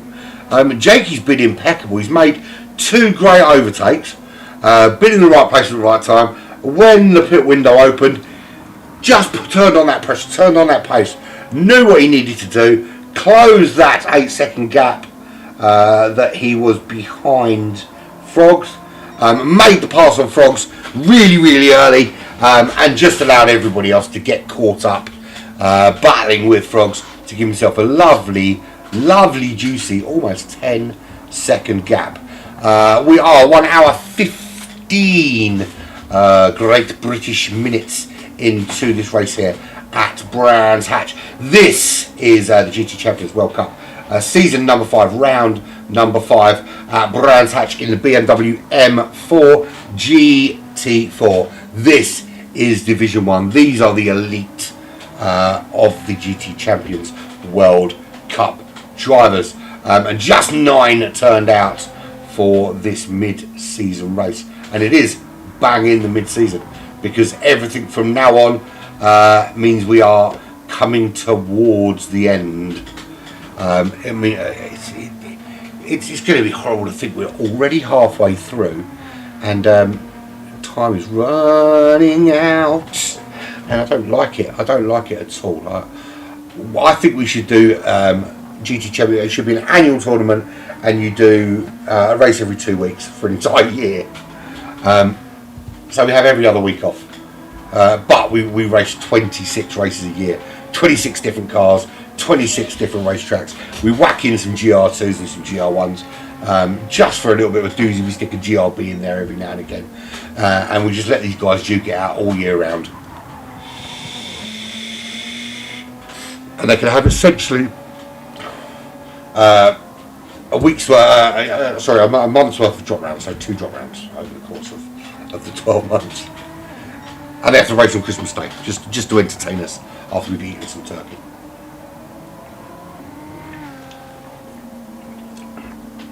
Now, I'm pretty lucky with what I get broadcast. I can tell you now, I would not get away with broadcasting on Christmas Day. I would be murdered. You would find bits of me cut up in little Christmas baggies and dumped all over South London. Right, there's your race leader, Jakey, 8.8 seconds over Nat2. Nat2 showing incredible pace, as has Ando, but just not quite enough to match Jakey up till now. 1.5 seconds is the gap between those two. So there's still a battle on the cards between Ando and Natu for second. At the moment, Natu owns that second position, but Ando's got some good pace, and 28.9 was his fastest lap of the race, and that was a couple of tenths quicker. Keep that up, and I think tail end of this race we could see Ando putting a bit of pressure on Natu for that second place. Frog settled into 4th place, but just for how long can he hold on? High Pre drivers again going to battle, as we've got the High Pre 3, as they like to be known. They've never ever been called that until now. I hope it sticks. Frogs is trying to hop away from Bipolar Express, and Greasy is trying to slip and slide his way closer to Bipolar Express, but the gap was 11 seconds between Bipolar and Frogs, and it was about 3 seconds between Greasy and Bipolar. That's changed somewhat. Greasy showing phenomenal pace. Bipolar does have the fastest lap of the race with a 28.5, but he took that off Greasy a couple of laps ago, because Greasy himself did a 28.6 just a few laps prior to that. Lap 53 of what we imagine, we don't imagine, I imagine will be an 80 lap race here at Brands Hatch in these M4s. We're currently watching Bipolar Express, who's chasing down what was an 11 second deficit to Frogs, who at one stage was 10 seconds clear in this race. So this is going to be on very, very soon. Sharky ahead of Bite the Roses. Bite the Roses having not such a great second half of this race. I would say the first quarter of this race was okay for him. It was no problem. But since then, it's just dropping off a little bit. There is some damage there on the front of Sharky's car. So it'd be interesting to see how much of an effect that has on Sharky's performance, if at all. Look, Bite the Roses is only 1.4 seconds behind him, and he is very, very capable of putting in a lap time or two when required. I mean, he's been consistently in those mid-tire 29s with 29.2 chucked in there. Sharky on those soft compound tyres, he had a 1:39.8, which didn't help, but 30.9, 30.2. So there is going to be a battle there. Bite the Roses is going to get himself up and on the back of Sharky, ready to pounce. 24 seconds to Greasy, is that doable? Well, look, it's not doable, but it's not going to be an easy task to take on. But when he does, if and when he does get past Sharky, of course, all 4 hybrid drivers will be running 4th, 5th, 6th, and 7th. So we've seen Bipolar Express closing this gap on Frogs. Sorry, I need to stand up for a minute. My knee is starting to lock up. We've seen Bipolar Express closing that gap on Frogs. It's down to just 1.5 seconds now. Jakey, Natu, Ando, those top 3, not really much change. The Cyclone Dan really dropping off the pace, and actually now being lapped by those cars of Frogs and Bipolar. Bipolar coming through to lap him relatively soon, and they all want to get past him as quickly as possible. Doesn't want Frogs to get any kind of advantage, so Bipolar will probably make this move at the end here. Well, actually, I think he'll make the move before they get into turn 1, actually. Side by side, and I think Cyclone Dan will just let Bipolar drift through. Cyclone Dan's not really racing anyone at the moment, which is a bit of a shame. Bipolar Express through on Frogs as well. So Up into third goes Bipolar. It gets, we thought, well, I certainly wondered if he might get held up behind the back marker there, but actually what it's done, it gave him that little bit of extra oomph to make the move past Frogs and up into fourth. His next target, if he wants a place in the top 3, is 14.5 seconds up the road. That's not going to be as easy a trick to pull off as the 11 seconds to Frogs proved to be. And of course the next problem for Frogs is a greasy Sam Squanch, because here he comes.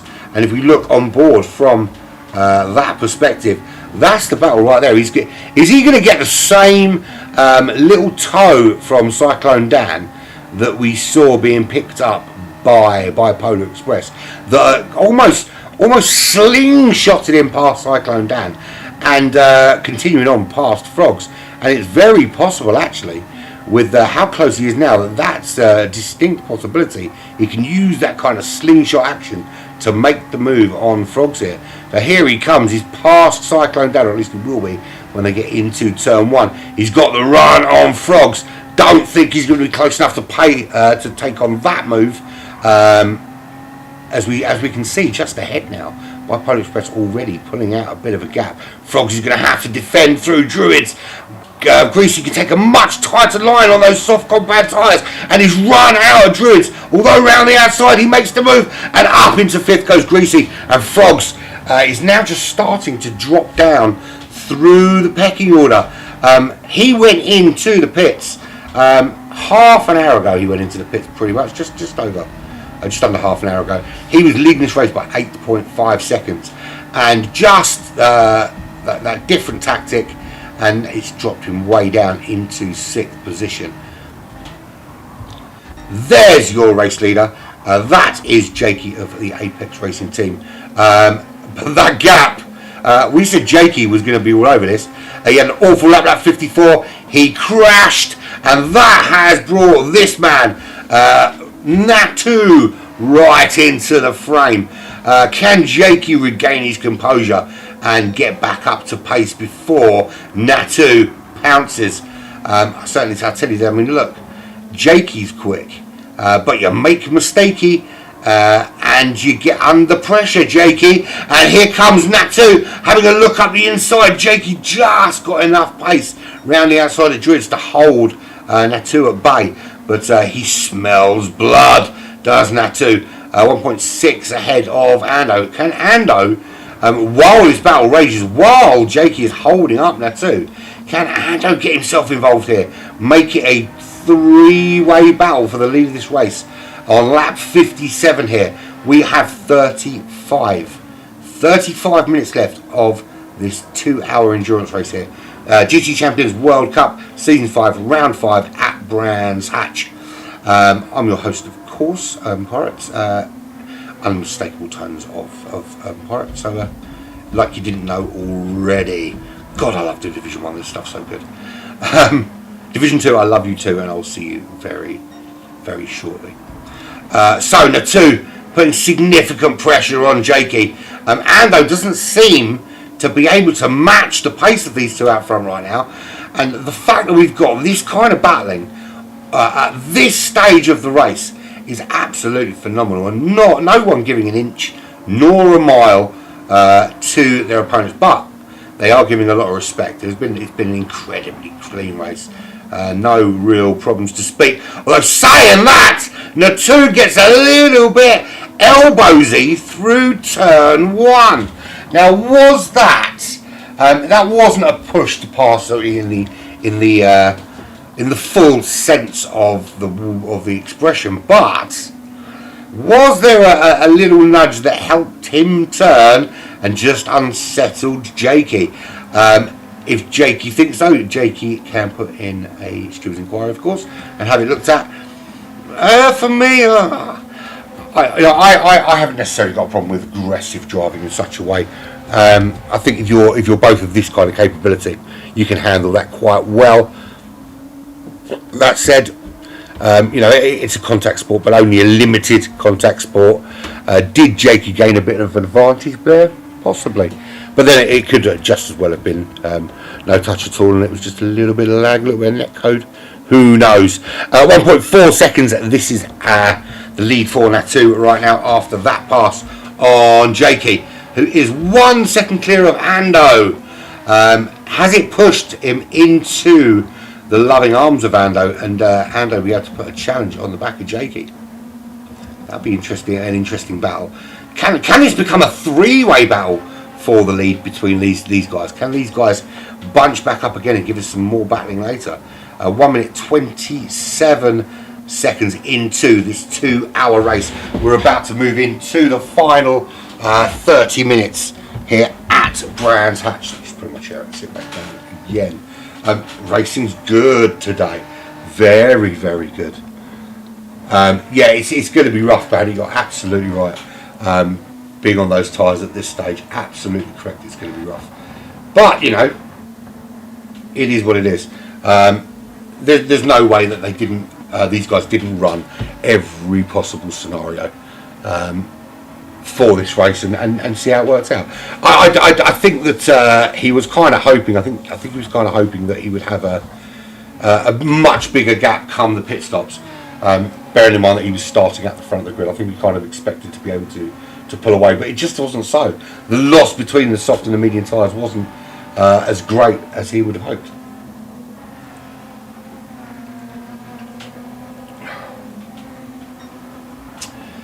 It's a shame we've only got 9 on the racetrack, so you know it's sometimes it can be difficult to film when haven't got that many people to talk about.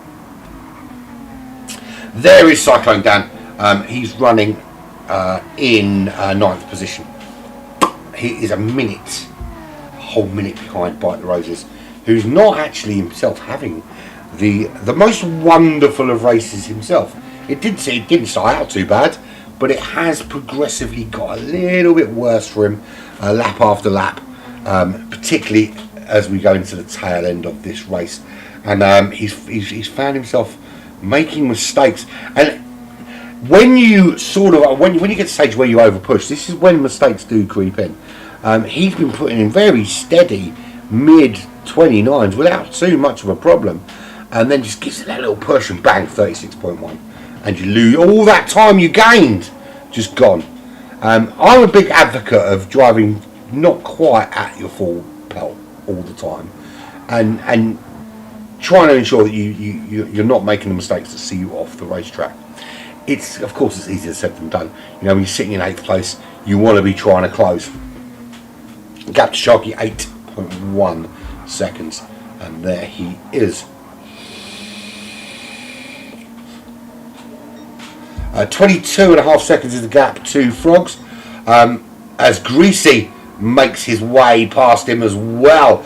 So losing all of those positions. So Natu leads the way from Apex Jakey, then from Ando, Bipolar Express in 4th, Greasy Sam Squanch in 5th place, and Frogs now behind his 2 teammates of Bipolar and Greasy. By the Rose would desperately love to get hold of Sharky to just at least ensure that it was a 4, 5, 6, 7 in the name of High Pre. I think it's going to be a tall order though, I really do. So this actually puts an interesting twist on the leaderboard, because the guys out in front at the moment aren't those really leading the way. In fact, these guys are a bit further down the leaderboard, but going to be closing the gap at the top on the current leaders, the likes of your sort of Greasy out there and your Sharky's definitely up there. So Natu 1.8 seconds clear now of Jakey. Has Jakey got a little bit more in the tank to give? Is he holding something back for later in the race? I'm looking at what he is cooking. Wrong button there. And I've got to tell you, there's not much difference between what they've got to offer. In fact, I would argue actually probably there's a little bit more grip available to Jakey. But I don't think either of them are going to be in a position where later down the line they're going to be super struggling. But the top 3 only separated by 4 seconds.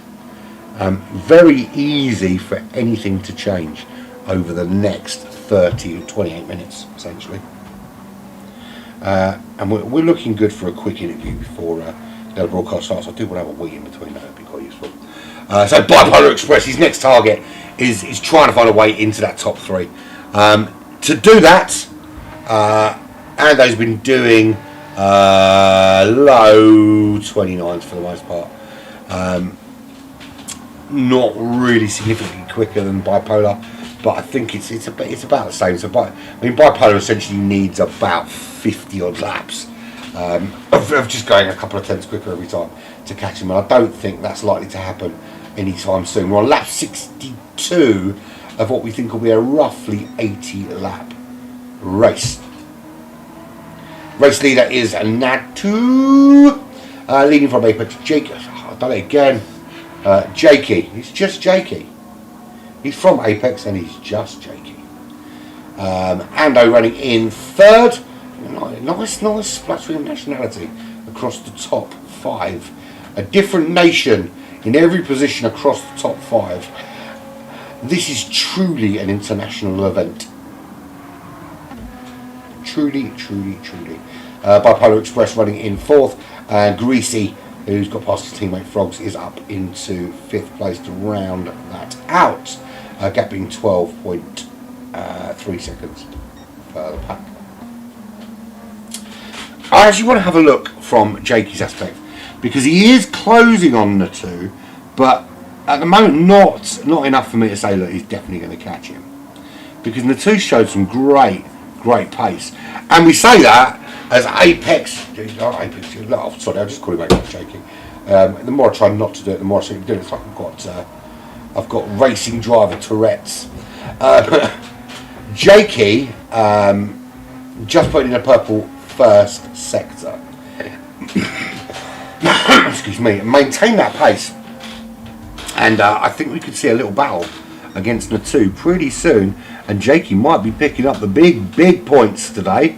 They're starting to pull away from Ando as well. Ando not at the moment seemingly in this battle for the lead, which could potentially, if Bipolar can up that pace a little bit, which he has, it's a little touch, could be closing on Ando Bipolar Express. Jakey at the moment is the one hunting anything down, and he's hunting down Natu in a big way.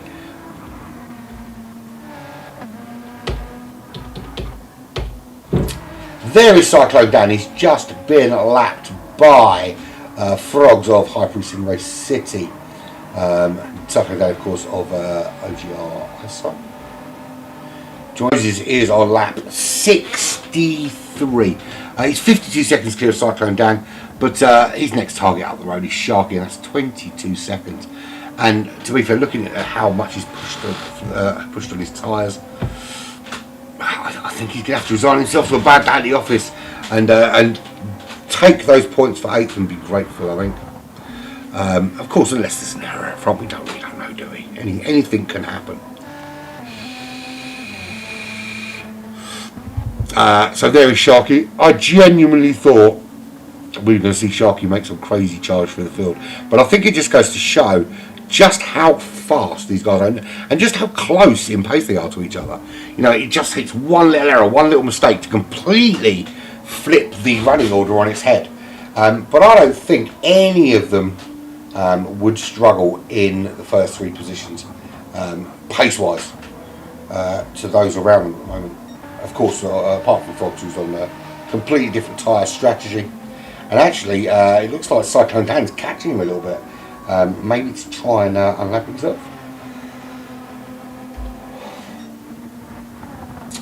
There's Greasy running in 5th. He is 2.5 behind Bipolar, who is at the moment not closing that gap on Ando. So is this going to be a battle of the high pre? Frogs has already lost the battle between those 3. Rosie's not going to get a chance himself to battle with Frogs, I don't think. But do we still have a battle between Greasy and Bipolar Express on the cards? There's certainly enough time to do it. There's 22 minutes left on the countdown clock. You can see it right there. Pointing at it as we speak. I know you can't see my pointer. I don't know why I'm pointing at it for your benefit. You can't see the pointer. But I'm telling you, it's there. Imagine an imaginary pointer waving right now. That's what he's doing. So I think here's your top three, and I don't think there's much going to change. As to whether the two holds on to the lead, that's another matter. He's under pressure from Jakey, and I think Jakey's going to hunt this till the very, very last lap of the race. He will not give this up. He will not resign himself for second.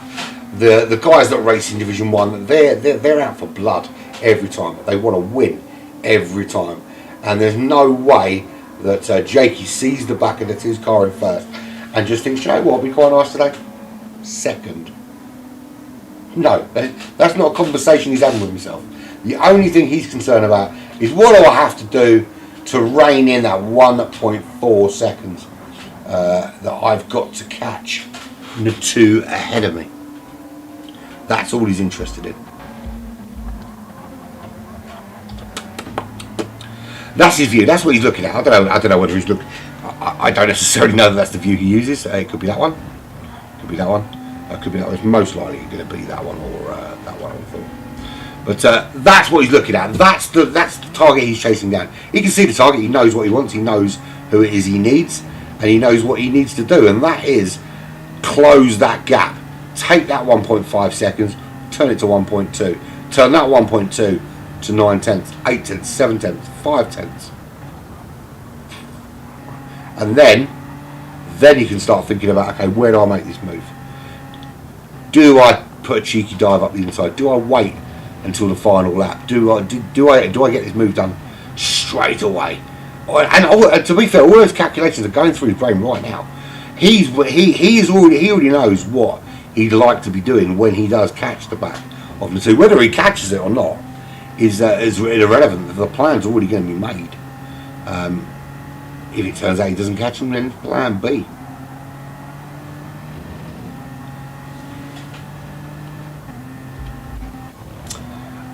I thought it would have been nice.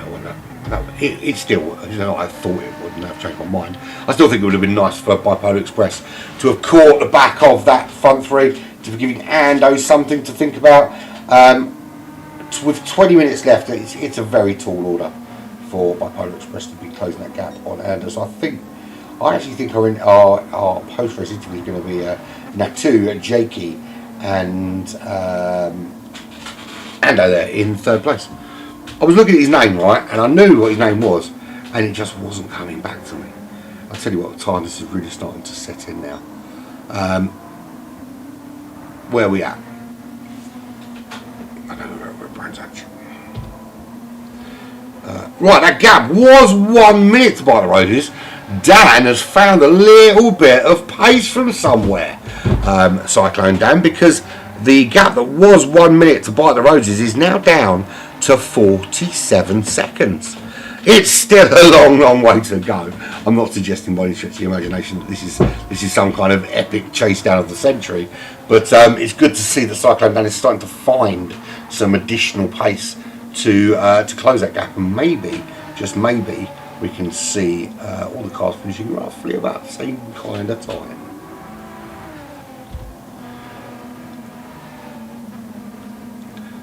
Roses is, he's moving over to let those faster cars through, which is the right thing to do, which might actually close it out. Kaizan, I'm glad you said that, because I mentioned it earlier, and I think genuinely, if Division 1 is struggling to fill it, and there are people in Div 1 that don't want to turn up and race, then let's get you guys, let's get you, Monkey, Checky, The Truth, well, let's get you guys into Division 1, and let's get a full lobby of 15 drivers every week. Boom Shankar. Let's take the guys from Division 3 that are chucking in the really, really quick time. Let's bust them up into Division 2. Let's get a full lobby every week there. Let's take the guys like Jay, like Hardwire, like Harmonist, those guys who are kind of racing in Division 4 and Division 5. The ones that are turning up week in, week out, every single race. Let's get them moved up into a more suitable group. I mean, I heard there actually is a driver, I haven't seen any footage of it yet, but there's a driver that came off the reserve list that is absolutely ripping Division 5 or Division, see, I think it's Division 6, to absolute shreds, and that his pace is, from what I've been told, mid Division 1 pace apparently, but yet to be moved up the order. Who knows? But I think you're right. We do need to start filling the top lobbies with guys from other divisions. Roses into the pits to repair that front wing damage. It's in very real danger now. Cyclone Dan not finishing last in this race here. Who have we lost? Somebody has disconnected from this race.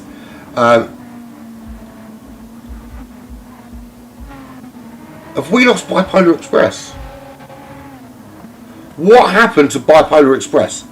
The thing is as well, Bipolar Express is our host, and yet he's not here.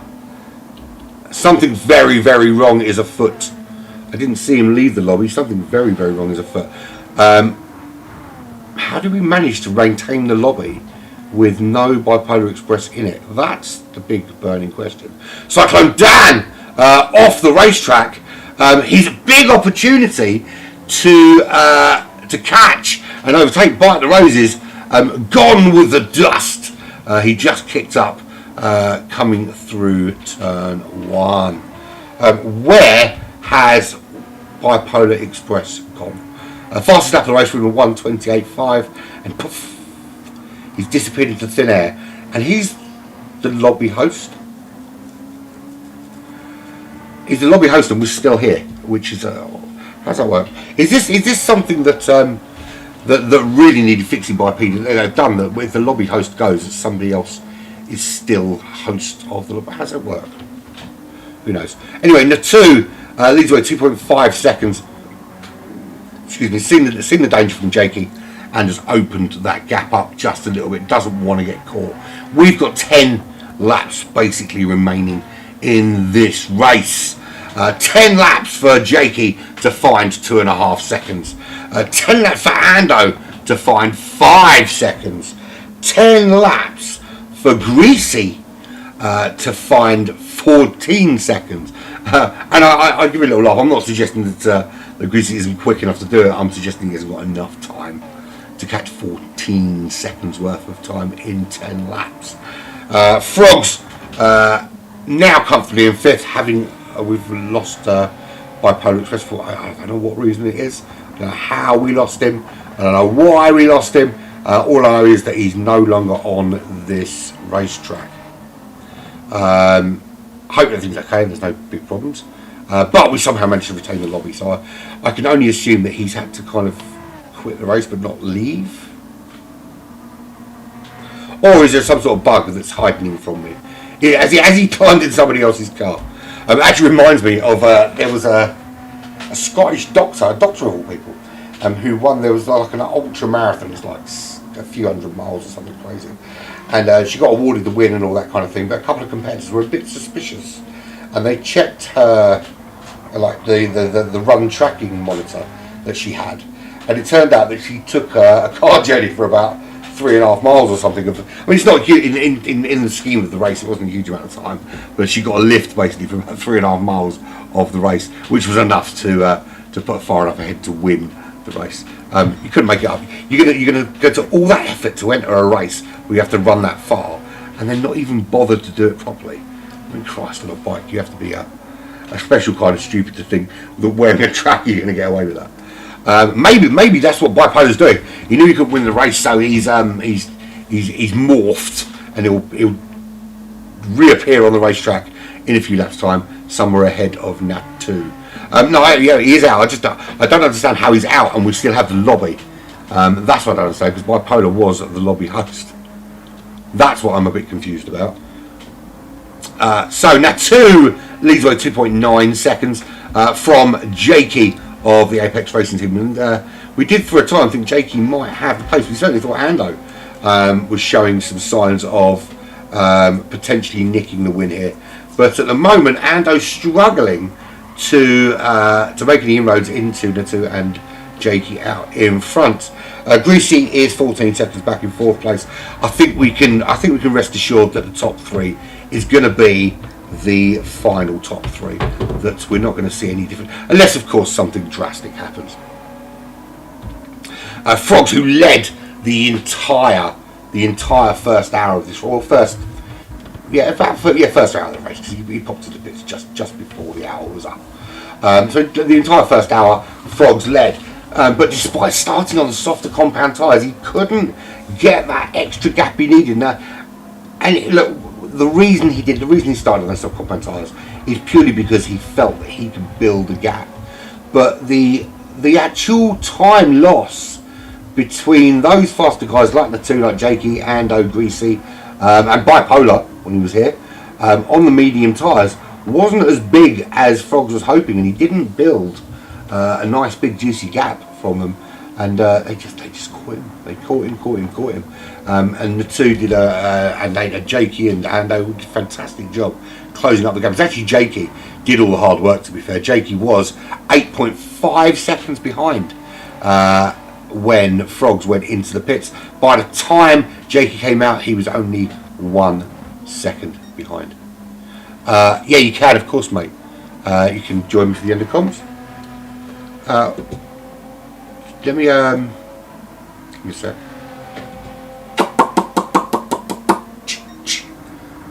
Let me just make sure I've got the ability for you to do so. Right, I've got. Let me just add it quick. I'll add it into. I've got it on a different page, but I'll add the audio output here, so you can get involved. I've got one already set up.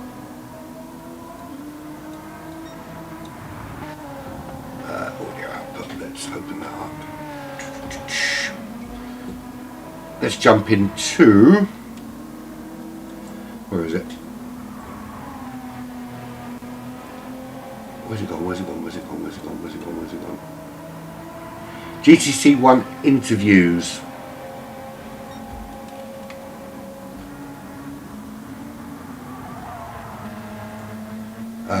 That's where you'll find me. Right, anyway, back to where we're currently at. Cyclone Dan running in 8th place now. He's gained a position because we lost Bipolar. I don't quite know how we lost Bipolar and kept the lobby low.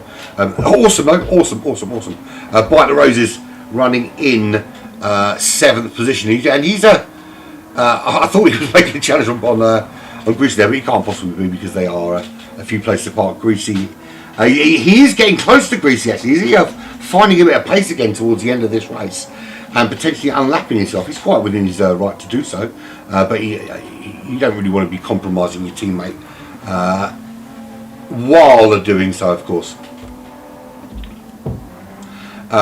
Baby Shark, there he is, 6th place, and I genuinely, early doors, he absolutely smashing it pace-wise, early doors. And then it just went a little bit wrong for him. He had a rather nasty accident involving a wall. Had to go and repair, massive engine damage. It was a huge smash. Had to go in and repair. Closed down a massive gap to Cyclone Dan. And I thought we were going to see Sharky on some kind of mad rags to riches story here at Brands Hatch, but it just wasn't to be.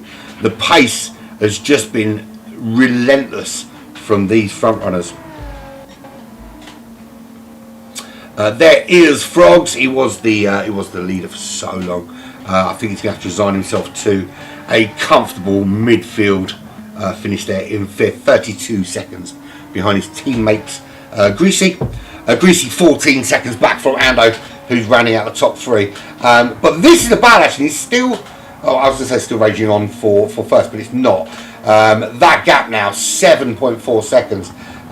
It looks like Natu has just found that extra little yard of pace and opened it up, and it doesn't help that Jakey had a 1:34 on lap 73, which has allowed Ando to close that gap a little bit. Excuse me. Moving into the last 10 minutes of this race, it is Ando chasing down Jakey for second to to try and improve his lot, improve a slightly better step on the podium. And Sharky doing the absolute right thing. He knows he isn't really racing anyone now, moving out of the way and just allowing these two to carry on with their little battle.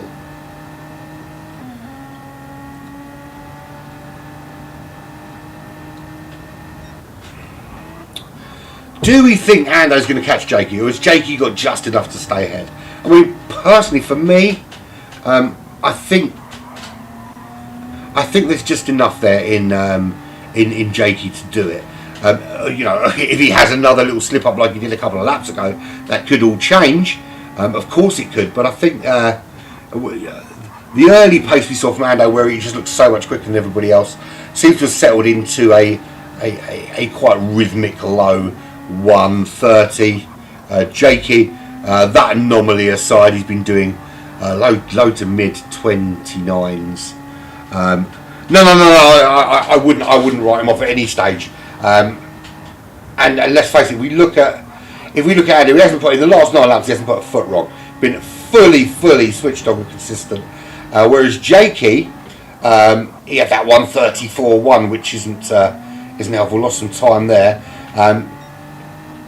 That's the thing. It only takes one mistake, and things can turn on its head. And we can see just from that how that's happened. I mean, look at Sharky. Sharky's running in 6th place, and you watch the first couple of laps of this race. I don't think there was a person on the racetrack that was going to get in Sharky's way all day, until, of course, he hit the wall, and then nobody was in Sharky's way because Sharky was too far back to be troubling anyone. So we are watching Ando on the chase down of Apex Jakey. I've done it again. I give up trying to stop myself doing it. We can see him on the chase down. It's the only real battle on the racetrack at the moment. We look around, everyone's quite spread out. This is where it's at right now. It's Ando versus Jakey. And the two pulling away. Greasy too far back. Frog's too far back himself. Sharky too far back. Roses. None of them really in a position to be challenging anyone else. So I think for the last 6 minutes, until they cross the line, we're going to watch Ando close down Jakey.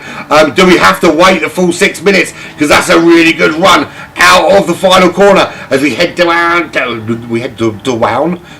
towards turn 1. Jakey does still stay ahead, little bit wide, manages to hold it. Ando really putting the pressure on. He's going to go for the little switcheroo here, coming out of Druids. 2 very different lines through there, but same outcome in terms of pace. And it looks right now that Ando's just got that little edge over Jakey right now. And I'm telling you, as soon as a gap opens up, Jakey can find himself in a little bit of trouble because Ando is not giving anything up to the British driver there right now.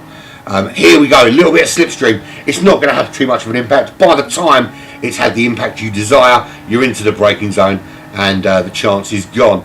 But this is the part of the race I like to call the 50 pence piece, because it is just turn after turn after turn after turn after turn, to the right, to the right, to the right, to the right, to the right, sweeping round, heading up the hill. Good run here. You might potentially have an opportunity if they go wide.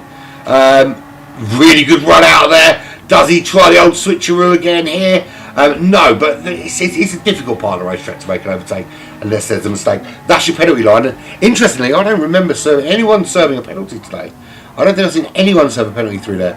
I'm sure somebody must have done. Maybe they didn't. Maybe this has been such a clean race, it just hasn't had to happen.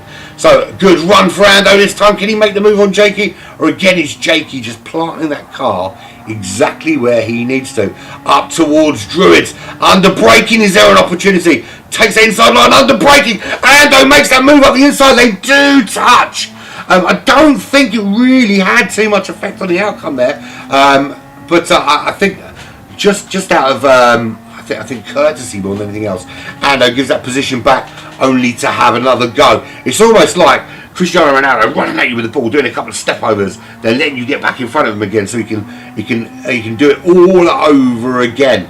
So Ando on that charge. Kazan said don't write him off. Kaizan, I think, was absolutely spot on. He is chasing down Jakey now, putting Jakey under significant pressure. He wants Jakey to know he's there. He wants Jakey to be aware. He wants Jakey to leave a gap. Jakey's not going to do it willingly, but is he going to force an error?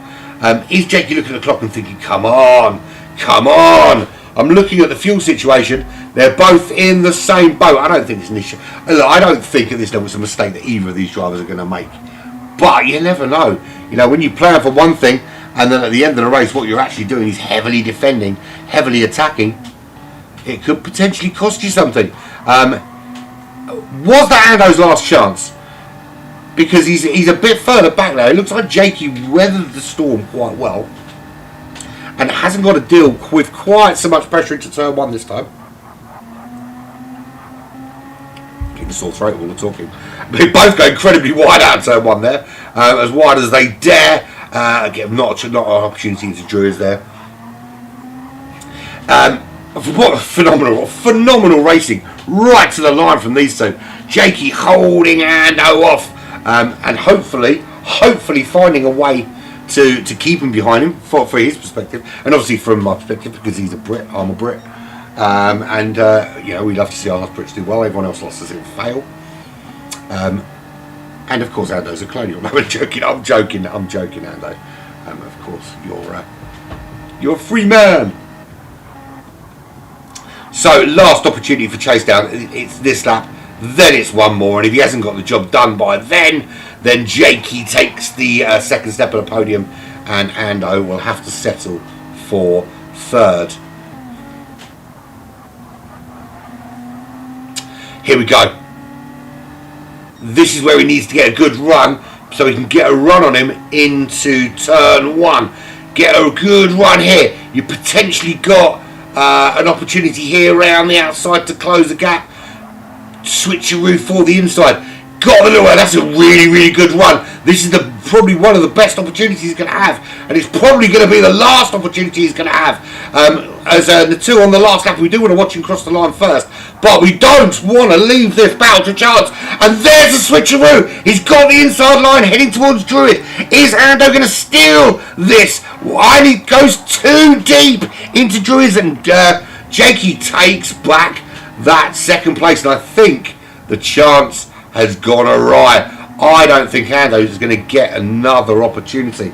That was the best chance I think Ando had of stealing second from Jakey, but a little bit too deep, a little bit too late on the brakes into Druids, and Jakey able to regain second place after losing it all but very briefly. He is getting really close to the back of him again. Is this another run at him? Frogs now finished. For a minute I thought I missed Netu winning this race, but it was Frogs that has finished in 5th, Cyclone Dan in 8th, Sharky with 6th, Bite the Roses in 7th. Is there another opportunity here? I don't want to miss him cross the line, but I don't want to miss this battle. If there's going to be an overtake, I want to see it. Everyone wants to see it. Here we go, final run. I don't see where this move's going to be made unless he can do something here. The two's going to cross the line. We're going to have to... Oh, we just missed it anyway. Sorry, mate. I didn't mean to do that, but we have to watch this battle. Jakey does hold off Ando and takes second, right on the line. It looked like Ando might have that final little push. Well done. So it's Natu from Apex, Jakey from Ando. There, your top three. Greasy Sam Squatch comes home with a good, deserved 4th place. Frogs in 5th. Sharky in 6th. Roses will come home in 7th and 8th for Cyclone Dan. I just want to tell the top 3 to meet me in the chat room. Top 3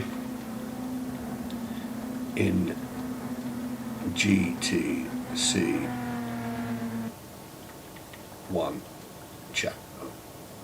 Okay. Didn't get an opportunity to send a message just yet. Right, we do want to bring this up. There's your final official results. Natu from Apex, Jakey, Ando, Greasy Sam, Squanch, Frogs, Sharky, Bite the Roses, Cyclone Dan. That's your 8. And of course we had a DNF, which is there by Polar Express. Don't quite know how that happened, and we kept the lobby though.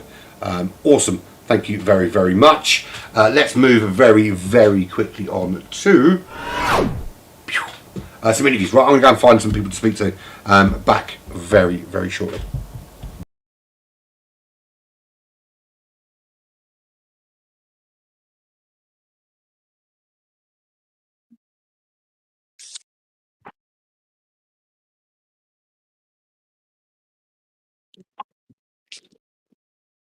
And well done, dude. Thanks, mate. Dude, so much respect. I know Urban's. I wanted to get in here because you and Jakey, so much respect for what y'all just did. What did we do? Well, you hit him a little bit wide in the second turn, and you gave it back to him, and then you guys basically reset and rebattled, and it was rad.